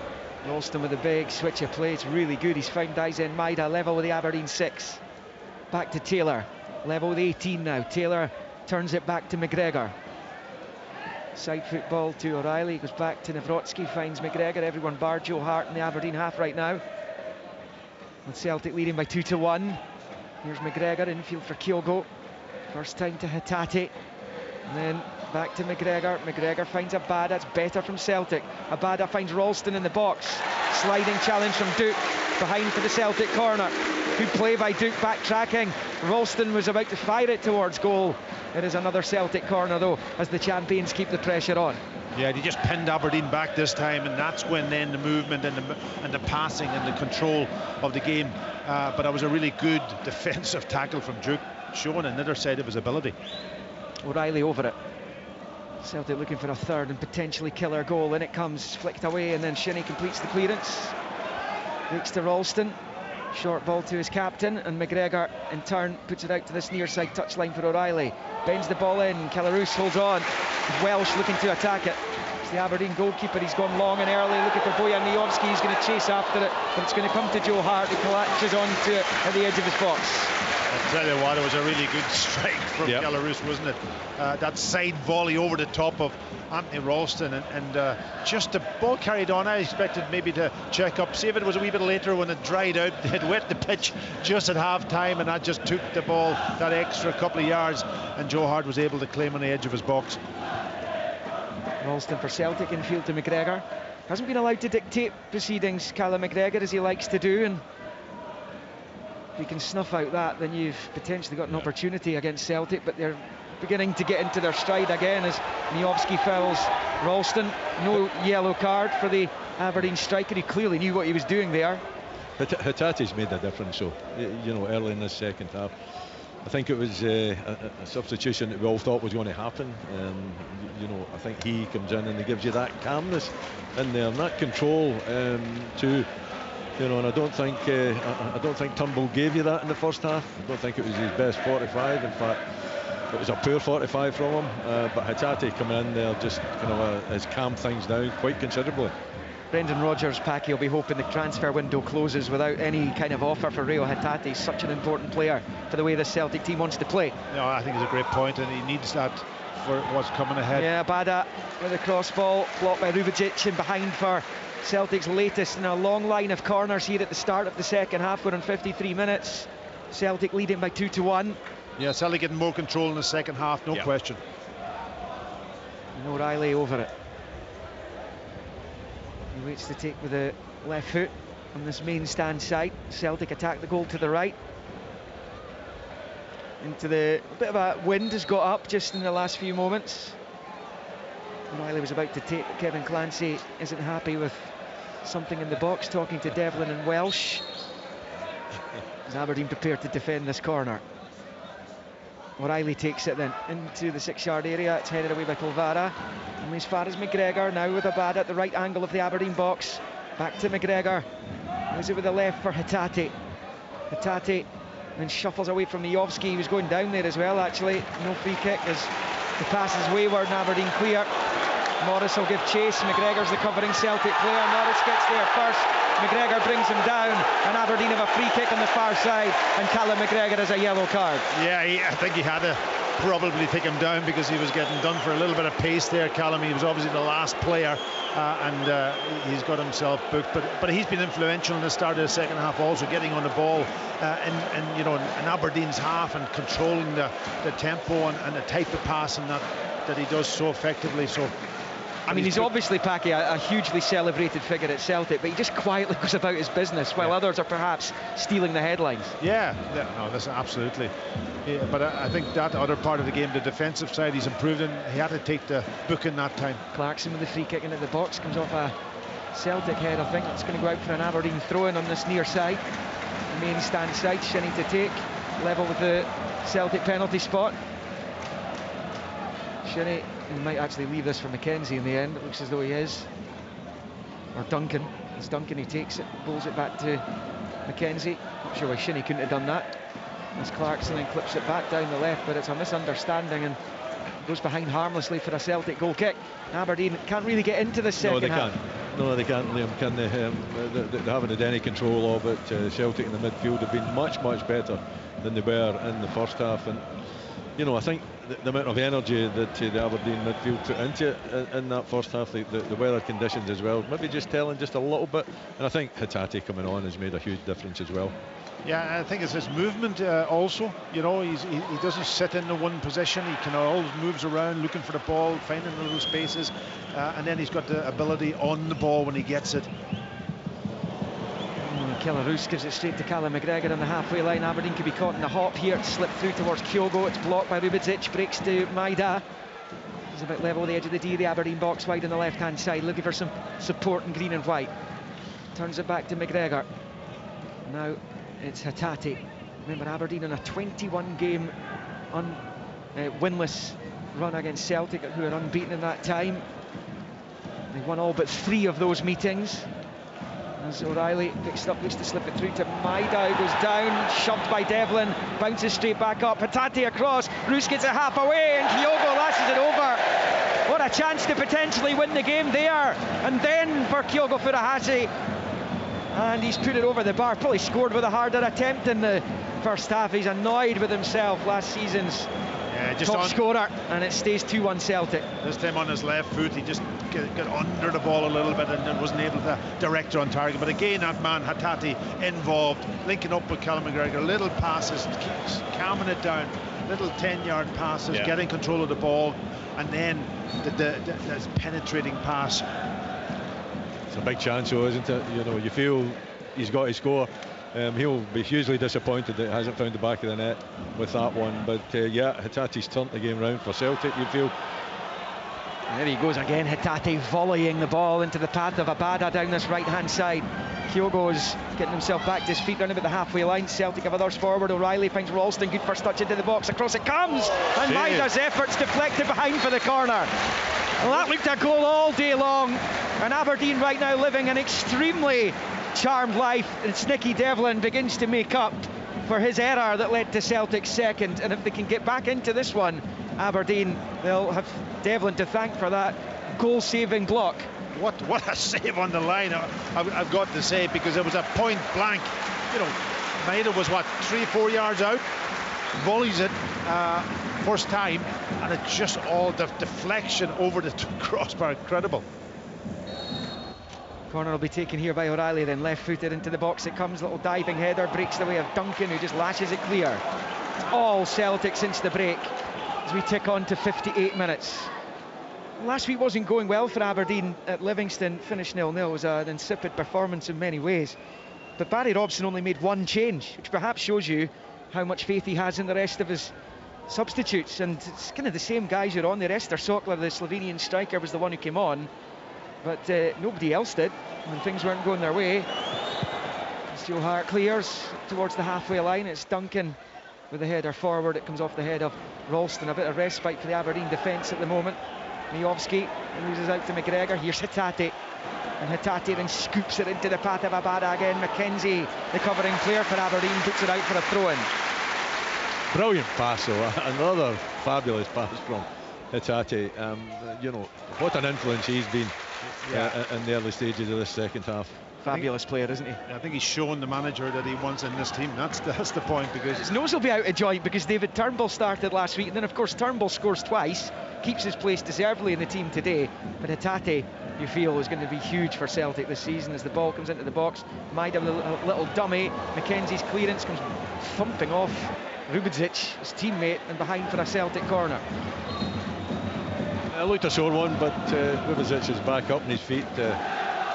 You know, it hits him right in the side of the head as well. He goes down, but he's bounced back up. He seems fine enough. I'm sure that's not the first time he's had to take a knock like that to his head. Short corner, Celtic have it. Abad at the edge of the box, crosses in towards the back post. Too much on it for Kyogo, and it goes behind for a goal kick to the home team. It's Aberdeen 1, Celtic 2, and we are ticking towards the hour mark at Pittodrie. Yeah, I did take that little short corner. You know, I remember doing that in the past, where somebody goes out, puts their hand on the ball, then just touches it, walks away, and then the next player comes out and he's almost free to run in with the ball, and that's kind of how they worked it, and it's effective. The referee needs to be tuned into it, though. I remember watching Rail Hatate's debut for Celtic against Hibs at Celtic Park. It was outstanding, one of the best Celtic debuts in the last few seasons. Just ran the show. It was a mesmeric performance. Remember, another spectacular Celtic debut from the current Aberdeen manager, scored from a free kick at Pittodrie with his first touch against Aberdeen as a Celtic player, as the Dons do a bit of attacking, but a cross, low ball from the right into the box is easily cleared, and it goes out of play on this near side off a Celtic player for an Aberdeen throw-in, which Duncan will lead for Mackenzie. Barry Robson pretty animated down there. Yes, for all Celtic's great play in the second half and creating chances, they haven't been able to put the third goal away, and Aberdeen are still in this game. Ljubičić, the long ball with the right. Duncan's going to give chase here. Ralston's the covering player for Celtic. Can Duncan keep it in? He can. He's put it along the line. He's been caught there as well. That's going to be a free kick to Aberdeen, right on the byline, on the left-hand side of the Celtic penalty area. Yeah, it's a difficult one. It's a chase between the two players. It's right on the byline. The two of them's almost going, and whoever gets to the ball first is going to get the free kick. And this time, of course, it was Duncan. Yeah, he definitely got there first. I mean, he puts across in, into the box as well, and it's Ralston, isn't it? It was Ralston, yeah. Takes him out. So it's a definite free kick in a good position for Clarkson to deliver. Normally his deliveries are top class. Hearts Kilmarnock, Motherwell Hibs to come at 3 o'clock here on Sunday Sports Sound. Just under half an hour of the 90 minutes left here at Pittodrie, where Celtic continue to lead by 2-1. Aberdeen free kick though, into the box. It comes from Clarkson, punched away by Hart. Shinnie's touch is going to take it to Hatate. He's able to clear his lines, and Celtic will be able to push out now. So Mackenzie rolls it back to Roos. The Aberdeen keeper, all in yellow, goes long with the right foot. Clarkson's going to give chase. Is he in an onside position? Good first touch by Clarkson, facing the Celtic penalty area. Into the box he goes. He shoots wide at the right-hand post. He's unlucky. Brilliant first touch by Clarkson. And when he went in there, he was trying to find that far corner. We were right behind it, and it just goes past the post, past by a foot, and it stays Aberdeen 1, Celtic 2 on 62. That's a very good effort from the youngster, isn't it? He gets on his right foot. He's driving, he's running at pace as well, but he's got his head up. He knows exactly where he wants to play it, towards that far post. He just doesn't get the accuracy. And Celtic, really rushing out defensively. I can't understand why they did that. It wasn't as if they were in a line either. And Aberdeen, and it wasn't just Clarkson. There was another player as well that beat the offside trap as well. As a really totally agree, Wally. I couldn't believe what I was watching. They just ran up as a line, and they were all in the centre of the pitch. And Clarkson was away free out in this left-hand side. Nobody taking on the responsibility of organising that. Brendan Rodgers protecting a 100% record here at Pittodrie. 5 wins out of 5 in his first spell as Celtic manager. And the last one was a fairly bonkers conclusion to it. It was a 4-3 Celtic victory. Scott Sinclair scored a hat-trick that day. Edouard got the other one. Aberdeen were pushing them that day. Celtic emerged with the 3 points, which they generally do here. They have done for a while now. That goes out of play for a throw-in. It's more than 5 years since Aberdeen tasted a victory over Celtic. The previous longest run without a win was 18. As it stands, that will extend to 22. And Aberdeen still have time. Here's Duke, just outside the centre circle, looking to knock it through to Miovski. Out comes Joe Hart, who does well. Reddick comes out and clutches on the 18-yard line. Really good goalkeeping. Yeah, Stays better 2-1 Celtic. Better from Joe Hart this time. I thought that's what he probably should have maybe done with the goal that they lost, but this time he read the situation really well. Clarkson back to Polvara for Aberdeen, forward towards Duke, led by Nawrocki though. He comes away with it, the pole, but he gives it away straight to Shinnie.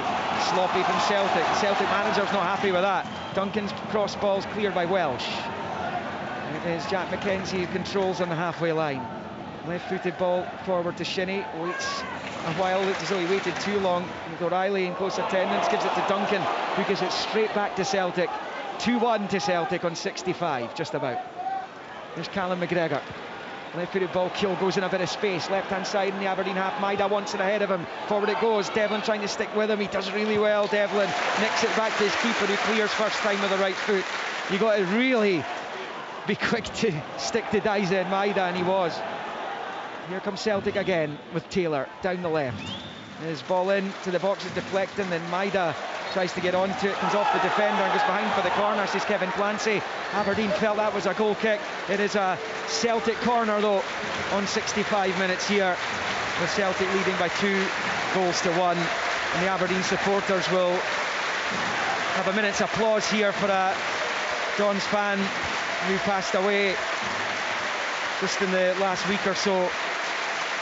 And Bob Cowie was 65, and on the 65-minute mark the Aberdeen supporters joined together in a moment of tribute. The Celtic take the corner. McGregor's effort from the edge of the box deflected through to Kellaroos, who holds on, and it stays Aberdeen 1, Celtic 2.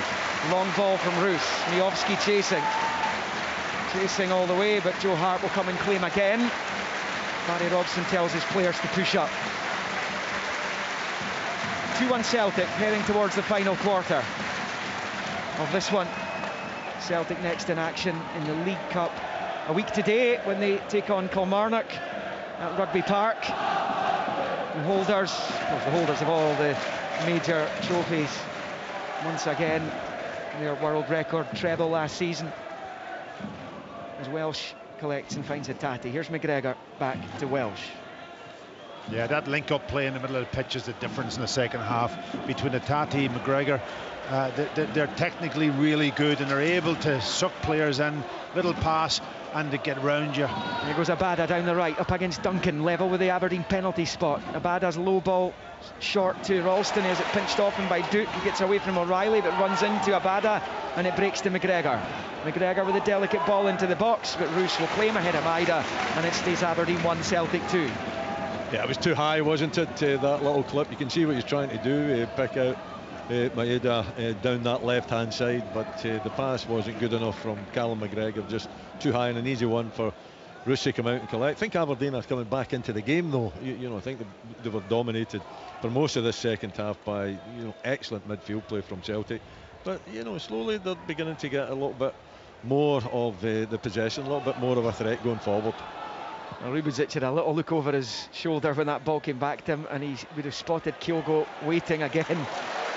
Well, he gets rid of it as Duncan picks up wide on the left, moves in field. Abada slips. Duncan has a bit of space to work, and into the box he goes, and then he drives it straight off Ralston, and he goes out for an Aberdeen throw-in on this near side. Promising again, but the end product not there for Ryan Duncan. It's better. I thought he should have put it into the box. I thought he should have drilled it into the box a little bit earlier rather than narrowing the angle for him, making it easy. I think it was Ralston that came out and made the block, and he's overhit it a little bit as well. But he's had a good game, I think, Ryan Duncan. I think he's showing signs there that he's got physical presence. He can use the ball.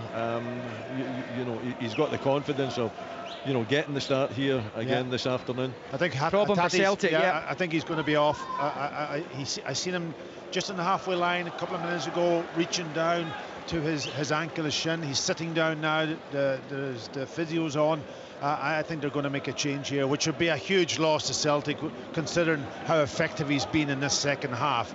He's changed the game for them from a control point of view. And that. So, they're going to make the changes. It's going to be Hyun-Jun Yang, who looked pretty lively when he came on against Ross County last week, one of the new South Korean signings, and they're going to bring on Odin Thiago Holm, the young Norwegian, another summer arrival. So double change coming up for Celtic. Aberdeen, their bench, 2 goalkeepers on it, Richie and Duan, former Celtic youth goalkeeper, and then they've got Barron, Sockler, Bizowan, Stewart, Milne, Daddy and Babbage.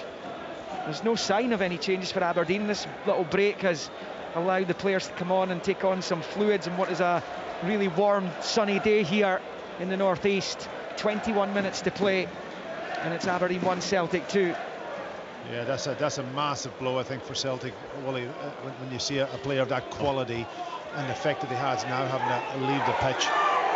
Oh, without doubt, he definitely turned the game in the second half. The control was back again in the midfield area, so a massive blow for Celtic, and Aberdeen will be hoping to benefit from it, I'm sure. Yeah. Abada's coming off as well.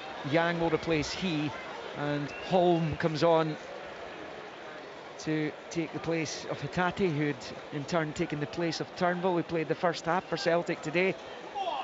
Their clock's about to hit 70 minutes. That change is made. Odin Holm came in from Vålerenga, and the Norwegian top flight helped them to a 6th place finish last year. He signed a 5-year deal. He can play defensive midfielder, he can play attacking midfielder. He's very versatile in the engine room. Seems like an eternity ago Aberdeen won this throw-in, which will be taken on this left-hand side by Devlin. Long, bold ball into the box, but he gives it straight to Hart, who collides with Stephen Welsh, and there might be some treatment required here to both players. As they both went for that long throw-in by Nicky Devlin. Another stoppage in play here. Joe Hart has the ball in his gloves. I think he'll be okay. Stevie Welsh is fine. Yeah, he just went for it awkwardly, didn't he? And maybe a late shout from the goalkeeper on Stephen Welsh, just couldn't get out of the road, and he's kind of almost flipped himself over, landed heavily, but he's okay. Aberdeen will find out this midweek who they will face in Europa League qualifying. They are into the playoff stage, of course, where they start, and it looks as though it'll be the Swedish team Häcken, who they beat a couple of years ago, beat them 5-3 in aggregate, a 5-1 win here. Make the sweat a little bit in Sweden. They are in charge of the tie, having won 3-1 at Žalgiris Vilnius in Lithuania on Thursday. And the Dons will find out who they are playing. Guaranteed Conference League football, but that is an extremely favourable draw when you consider they could have come up against Olympiacos or Genk or Slavia Prague, so they've won a watch in the playoff draw. And I just feel if it's the Europa League, they really have to spend the money, because you don't want to be embarrassed in that tournament. There's some huge names. We saw what Liverpool did to Rangers last season, and they're going to be one of the top seeds in the Europa League. As Duke back heels it to Clarkson, through towards Miovski, too much on it again. There's been a few of those as Ralston nips in ahead of the North Macedonian, and he goes out to play for a throw into Aberdeen on the far side. 18 to play, 2-1 to Celtic. They've edged themselves back into this game. You know, I thought it was looking like you know, they had lost you know, any chance of doing that, but Aberdeen have certainly slowly, gradually, you know, got a grip of Celtic, and slowly and gradually creating opportunities and chances, and at least making the Celtic defence think. Long thrown into the box, comes off the head of Welsh, nodded clear by Yang.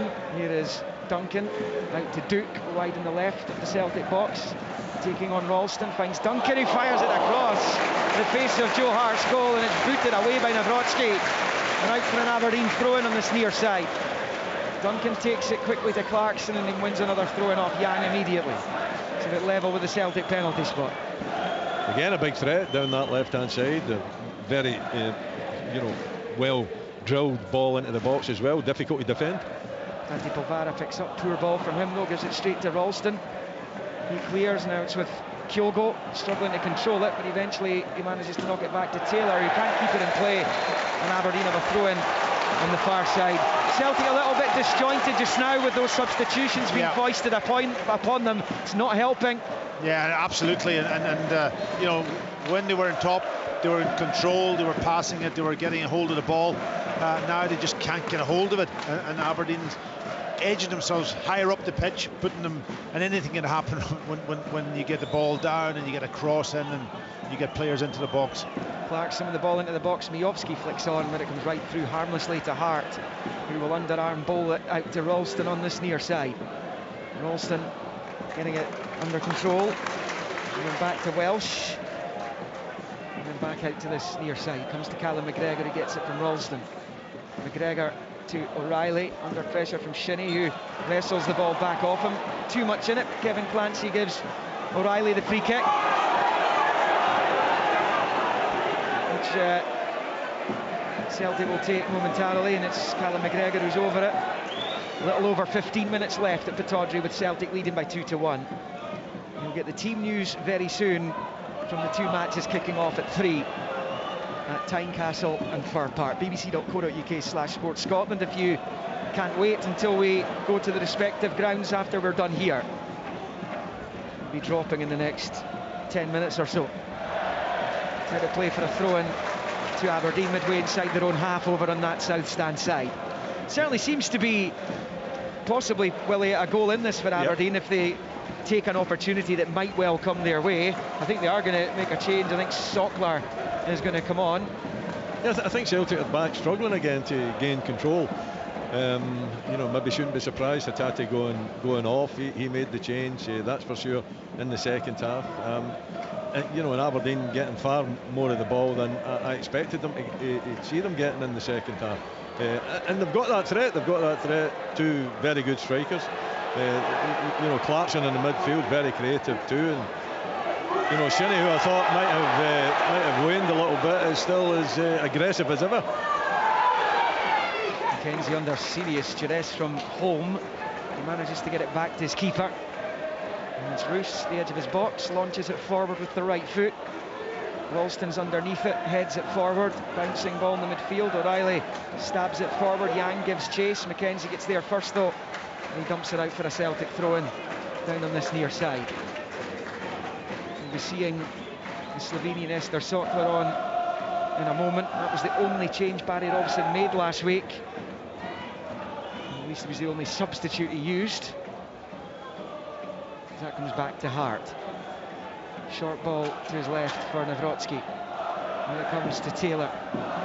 Forward towards Kyogo, gets his head to it. Can't find a teammate, comes right through to Mackenzie. He goes back to his goalkeeper.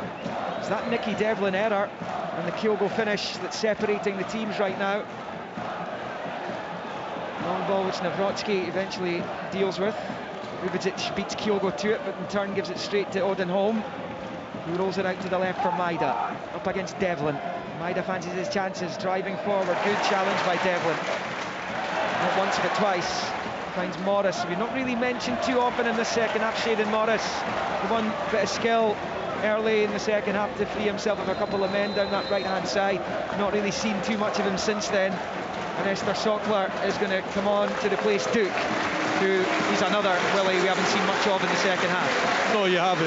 He drifted out the game, but you know, Aberdeen have drifted out the game in the second half as well. Fresh legs perhaps. Sokler coming on, and Duke having to go to the bench and get a little bit of respite. You know, but they need that threat up top. Sokler, I haven't seen enough of him to suggest that he is that threat, but obviously Barry Robson putting his faith in him. I think Barry Robson is impressed with how he presses the game. We'll wait and see. Clarkson gets it clear into the Celtic half, but it comes to Welsh. They do have a new signing arriving tonight, Aberdeen, James McGarry, New Zealand international. He apparently jets in this evening. Left back is a position that they could be doing with strengthening anyway, as Ralston goes back to his goalkeeper. Just over 12 left, 2-1 to Celtic. Here is Ralston, Shinnie putting him under pressure. Down goes Ralston, Shinnie with a challenge. He's obviously got some kind of immunity from prosecution this afternoon. So, yeah. Shinnie. He's done a deal. Yeah, there's something going on there, because how he wasn't booked for a foul on Turnbull in the first half's beyond me. That one there is arguably a yellow card as well. Yeah, he was late again, and even the free kick he gave away for the first Celtic goal, actually. Yeah, Tony Ralston just flicks the ball over him, and he catches him, and he goes down. Maybe not a lot in it, but enough to suggest that he could end up with that yellow card, considering the fouls he's had in the game so far. Jack Mackenzie's underneath a long ball forward. It goes out for a throw into Celtic on this near side. And fast approaching the final 10 minutes of the 90. Yeah, Callum McGregor was pointing out to him the tackle that he had down here, as well as that tackle, to the one that he got away with. It should have been a yellow card. Here is O'Reilly, goes back to Welsh. A bit of a hush descending upon Pittodrie as the supporters around the stadium negotiate the final 10 minutes and what may or may not happen. Ralston back to Welsh. He clears his lines. It's going to go out of play for a throw-in on this near side, which Mackenzie takes quickly to Duncan. Back to Mackenzie. Mackenzie does well, spins away. Left-footed ball's poor though. Welsh will have that, and he clears it. O'Reilly will then take over. A bit of keepy uppy from Matt O'Reilly, really good play. Finds Yang, back to O'Reilly's long ball forward, and right through to Kellaroos, who clears. Side foot high into the air. Won by Odinholm. His header goes straight to Clarkson, who clips it forward, looking for Sokler, who's going to get onto it. Hart's committed himself! Sokler brought down by Joe Hart! I think he's offside. Flags up though! Flags up for offside! So Hart will breathe again here. Wow. He's got away with it. He made the wrong decision. He's obviously come, the ball's held up. A little bit of breeze is now sort of kind of swirling around Pittodrie, he probably, but has certainly got away with it, Joe, that time, because he made the wrong decision. He was never getting to the ball and he brought the player down. But they're checking it. Yeah, they're just making sure that he was offside. Apparently he was, so this check won't last too long. Joe Hart's having a little nervy look at Kevin Clancy here. He's off the hook officially now, Joe Hart. But Kevin Clancy... What's wrong with that? Oh, what is wrong with that? He wants to speak to the Celtic goalkeeper. He's released the ball. I thought the referee said get on with it. Play on, and he does. And play stops, and Kevin Clancy has a chat with Joe Hart. And I think the ball was played out over this near side. They don't know what ball they're using now. It's a bizarre few seconds there. Yeah, just 80 on the clock, 2-1 Celtic. That slows down the game also, doesn't it? Yeah, you know, it takes the momentum out of it from Aberdeen's perspective. But Celtic, if they get out of this one with this result, they'll be delighted, because they didn't capitalise on it when they were on top in the second half. Yeah. They didn't really get that third goal when they had chances, and it's allowed Aberdeen just to have a real chance still to get something out of it. A lot of last-ditch stuff going on early in the second half, wasn't there? And Kyogo Furuhashi really should have made it 3-1 as well. Short throw in, Taylor towards Kyogo, but Aberdeen have won it back. There's a foul, but Aberdeen are going to be allowed to play on. Polvara's long ball. Miovski giving chase. Shinnie's getting up in support. Sockler's in the middle. It is Miovski. Just lays it back to Morris. The right angle of the Celtic box. Morris then goes on the outside. Flip ball in. They want a penalty for handball. It'll be a corner only though. 2-1 Celtic. Aberdeen pushing for a second equaliser. I think it was a wishful shout that time. If you would get that reaction, you always get that reaction. Sometimes the wishes come true. Ryan Duncan will take the corner right in front of the Celtic supporters over there on that far side. Aberdeen attack the goal to the left. Duncan underneath it with the left foot, and it comes. A decent delivery, it's flicked away out to this near side. It's going to be a throw-in, I think. Yeah, throw-in down with the corner flag for Aberdeen. Shinnie shows for it, Clarkson though. Of course, a great header from Stephen Welch there, defensive header, you know, under pressure, up against big centre half, and he out jumps him, gets a flick away. Devlin will take a long throw into the Celtic box again here from this main stand side. Pulls it in, headed away by Welsh again. Stan Wilson's coming on. Duncan's header nodded away by O'Reilly out to that far side, where Taylor will lump it clear up towards Kyogo. Might break Celtic's way here. Yang can pop it through to Maida. Maida's through here. Chance to settle it. It is Daisen Maida. Saved by Roos. Well, if there's one part of Daisen Maida's game you can criticise, is that he doesn't finish often enough. And that was a gilt-edged chance to seal the game. Here comes Celtic again with Taylor. Short ball to the left-hand side. Chance here for Yang, pulls it back, and O'Reilly strokes it into the net, and the champions will win yet again here in Pittodrie. Aberdeen have been up the pitch hunting an equaliser. Celtic flash forward, and Matt O'Reilly side foots it past Kellaroos, and it will be Aberdeen 1, Celtic 3, and the points all but secured. Huge goal for Celtic in these dying minutes, just to take the pressure right off them. Initially the chance from Ed, he was never under control, he couldn't get a ball out of his feet.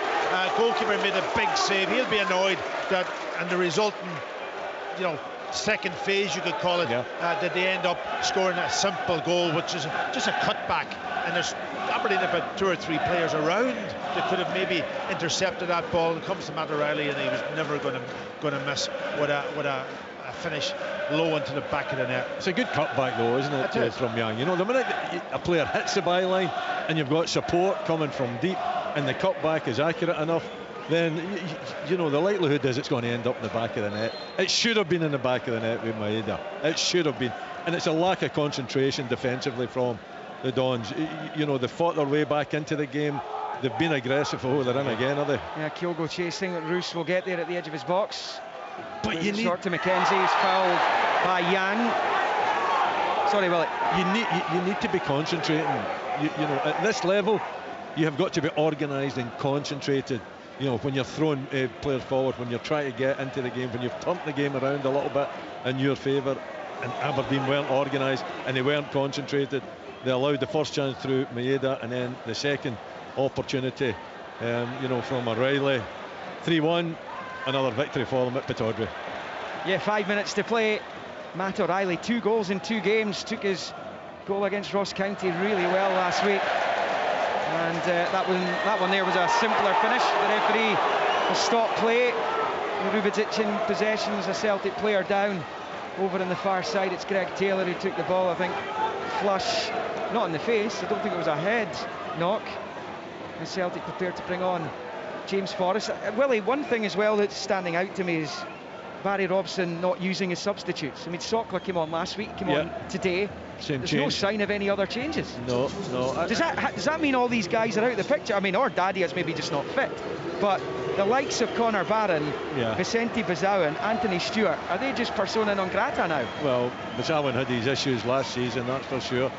Connor Barron hasn't decided whether he wants to stay at the club or not, so there's doubts over his future. Forrest for Kyogo, by the way. Anthony Stewart, well, they just want to move him on, don't they? So I think that tells its story. The rest are kind of youngsters there, and the new player, of course. You've got Jack Millen and Alfie Babbage or Daria, who really obviously isn't fit enough.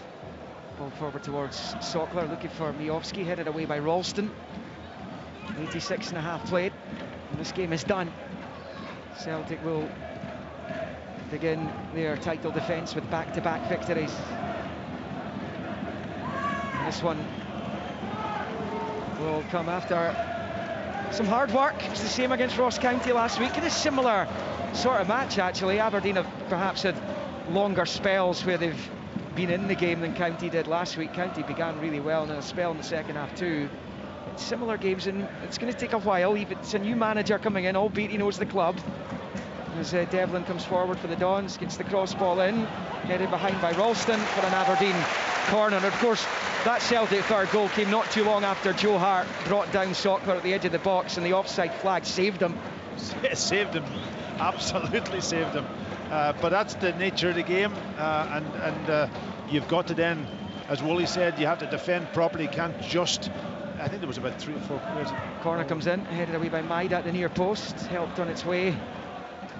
Celtic get it away through Forrest, and Celtic will have a free kick. And it's Yang who's been upended.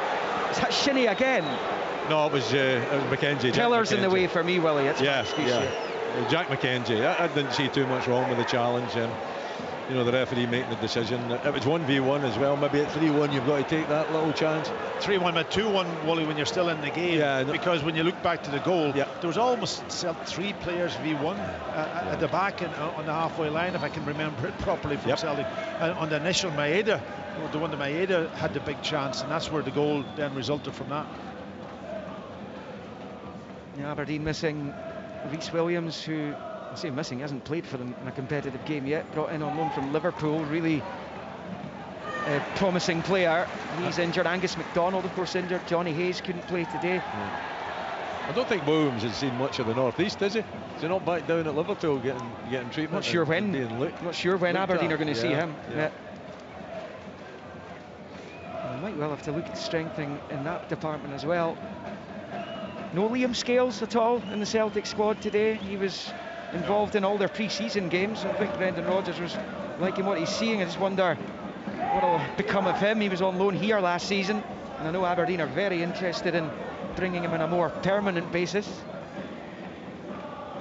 Celtic are close to signing another centre-half by the looks of things. It's a long ball towards Forrest. He drives forward, he goes down, he's wanting a penalty, just inside the box he was.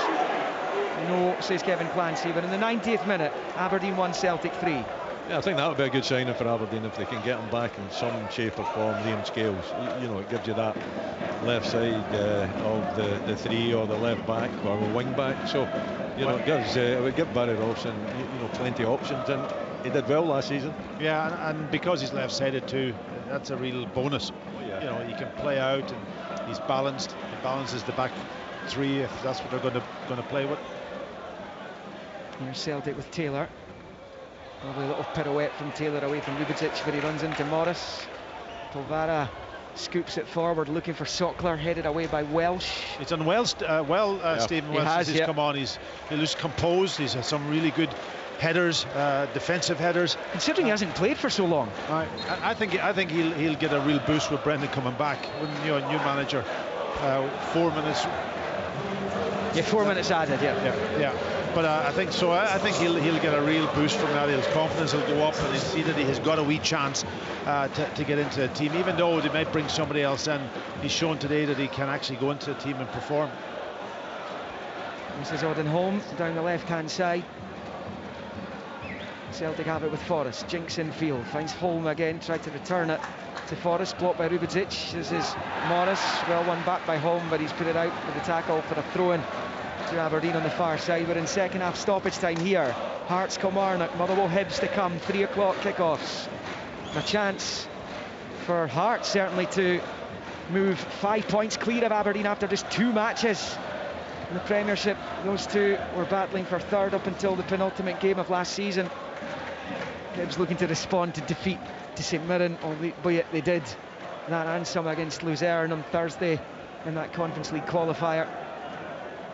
They go to Fir Park, who, with Motherwell and Stuart Kettlewell seeming to be a bit of a dream team. That's not going to be an easy match for Lee Johnson's side.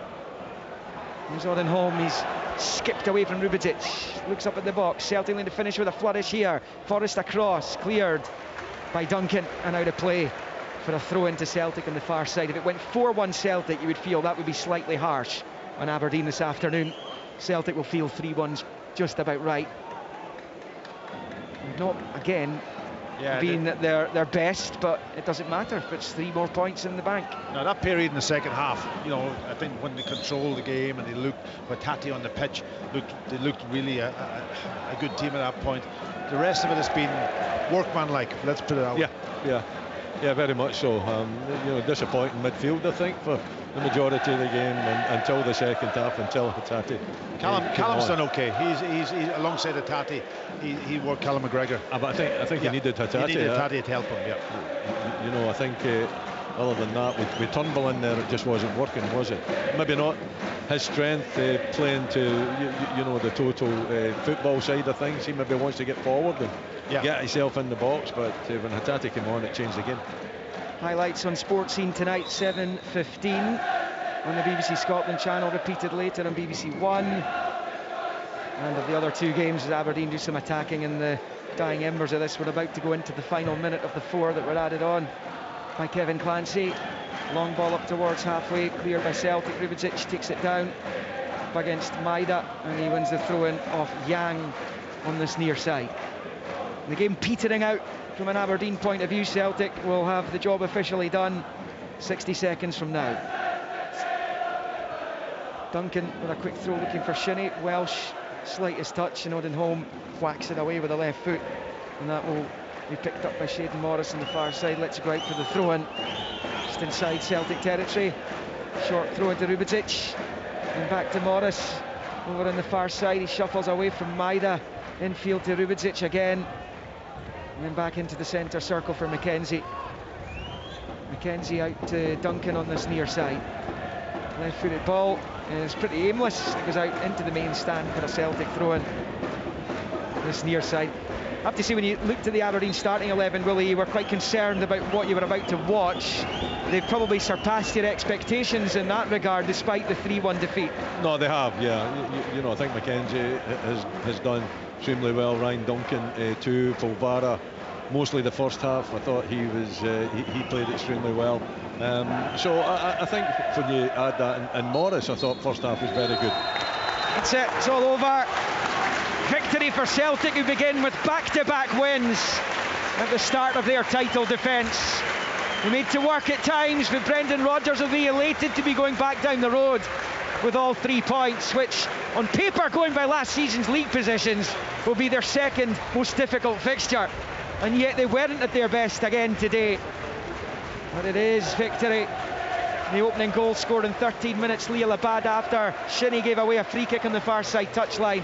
O'Reilly's free kick found one of the smaller players on the pitch. Dies in Maida, nodded it down into the 6-yard box, and Abada poked it home. It survived an offside decision by the linesman on the far side because of the VAR check, and it was 1-0 to Celtic. It was 1 apiece on 25 Good play by Duke down the left of the Celtic box, pulled it back for Mijovski, who tapped home, and it was 1-1, but it was only 1-1 for 4 minutes as Celtic restored the lead. It was an awful mistake by Nicky Devlin, heading it back towards his own goalkeeper. He didn't realise Kyogo was behind him, and the Japanese striker does what he does, smashed home to make it 2-1. That was the half-time score. Matt O'Reilly adding a third with 6 minutes of the 90 to play to ensure that Celtic would start with 2 wins out of 2 at the start of their Premiership defence. Much for Aberdeen to be pleased about today, but you feel their squad, given they only used the 1 sub again today, I know there was a few players out injured, you feel they've got a heck of a lot of work to do in the transfer window in the 2.5 weeks that remain if they are to be competitive both domestically and potentially in the Europa League up against some serious big guns of European football, because the squad right now is nowhere near big enough to deal with the number of fixtures that they are going to face. They're going to have a lot of Sunday games to come in the months that will follow.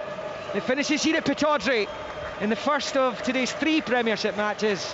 Aberdeen 1, Celtic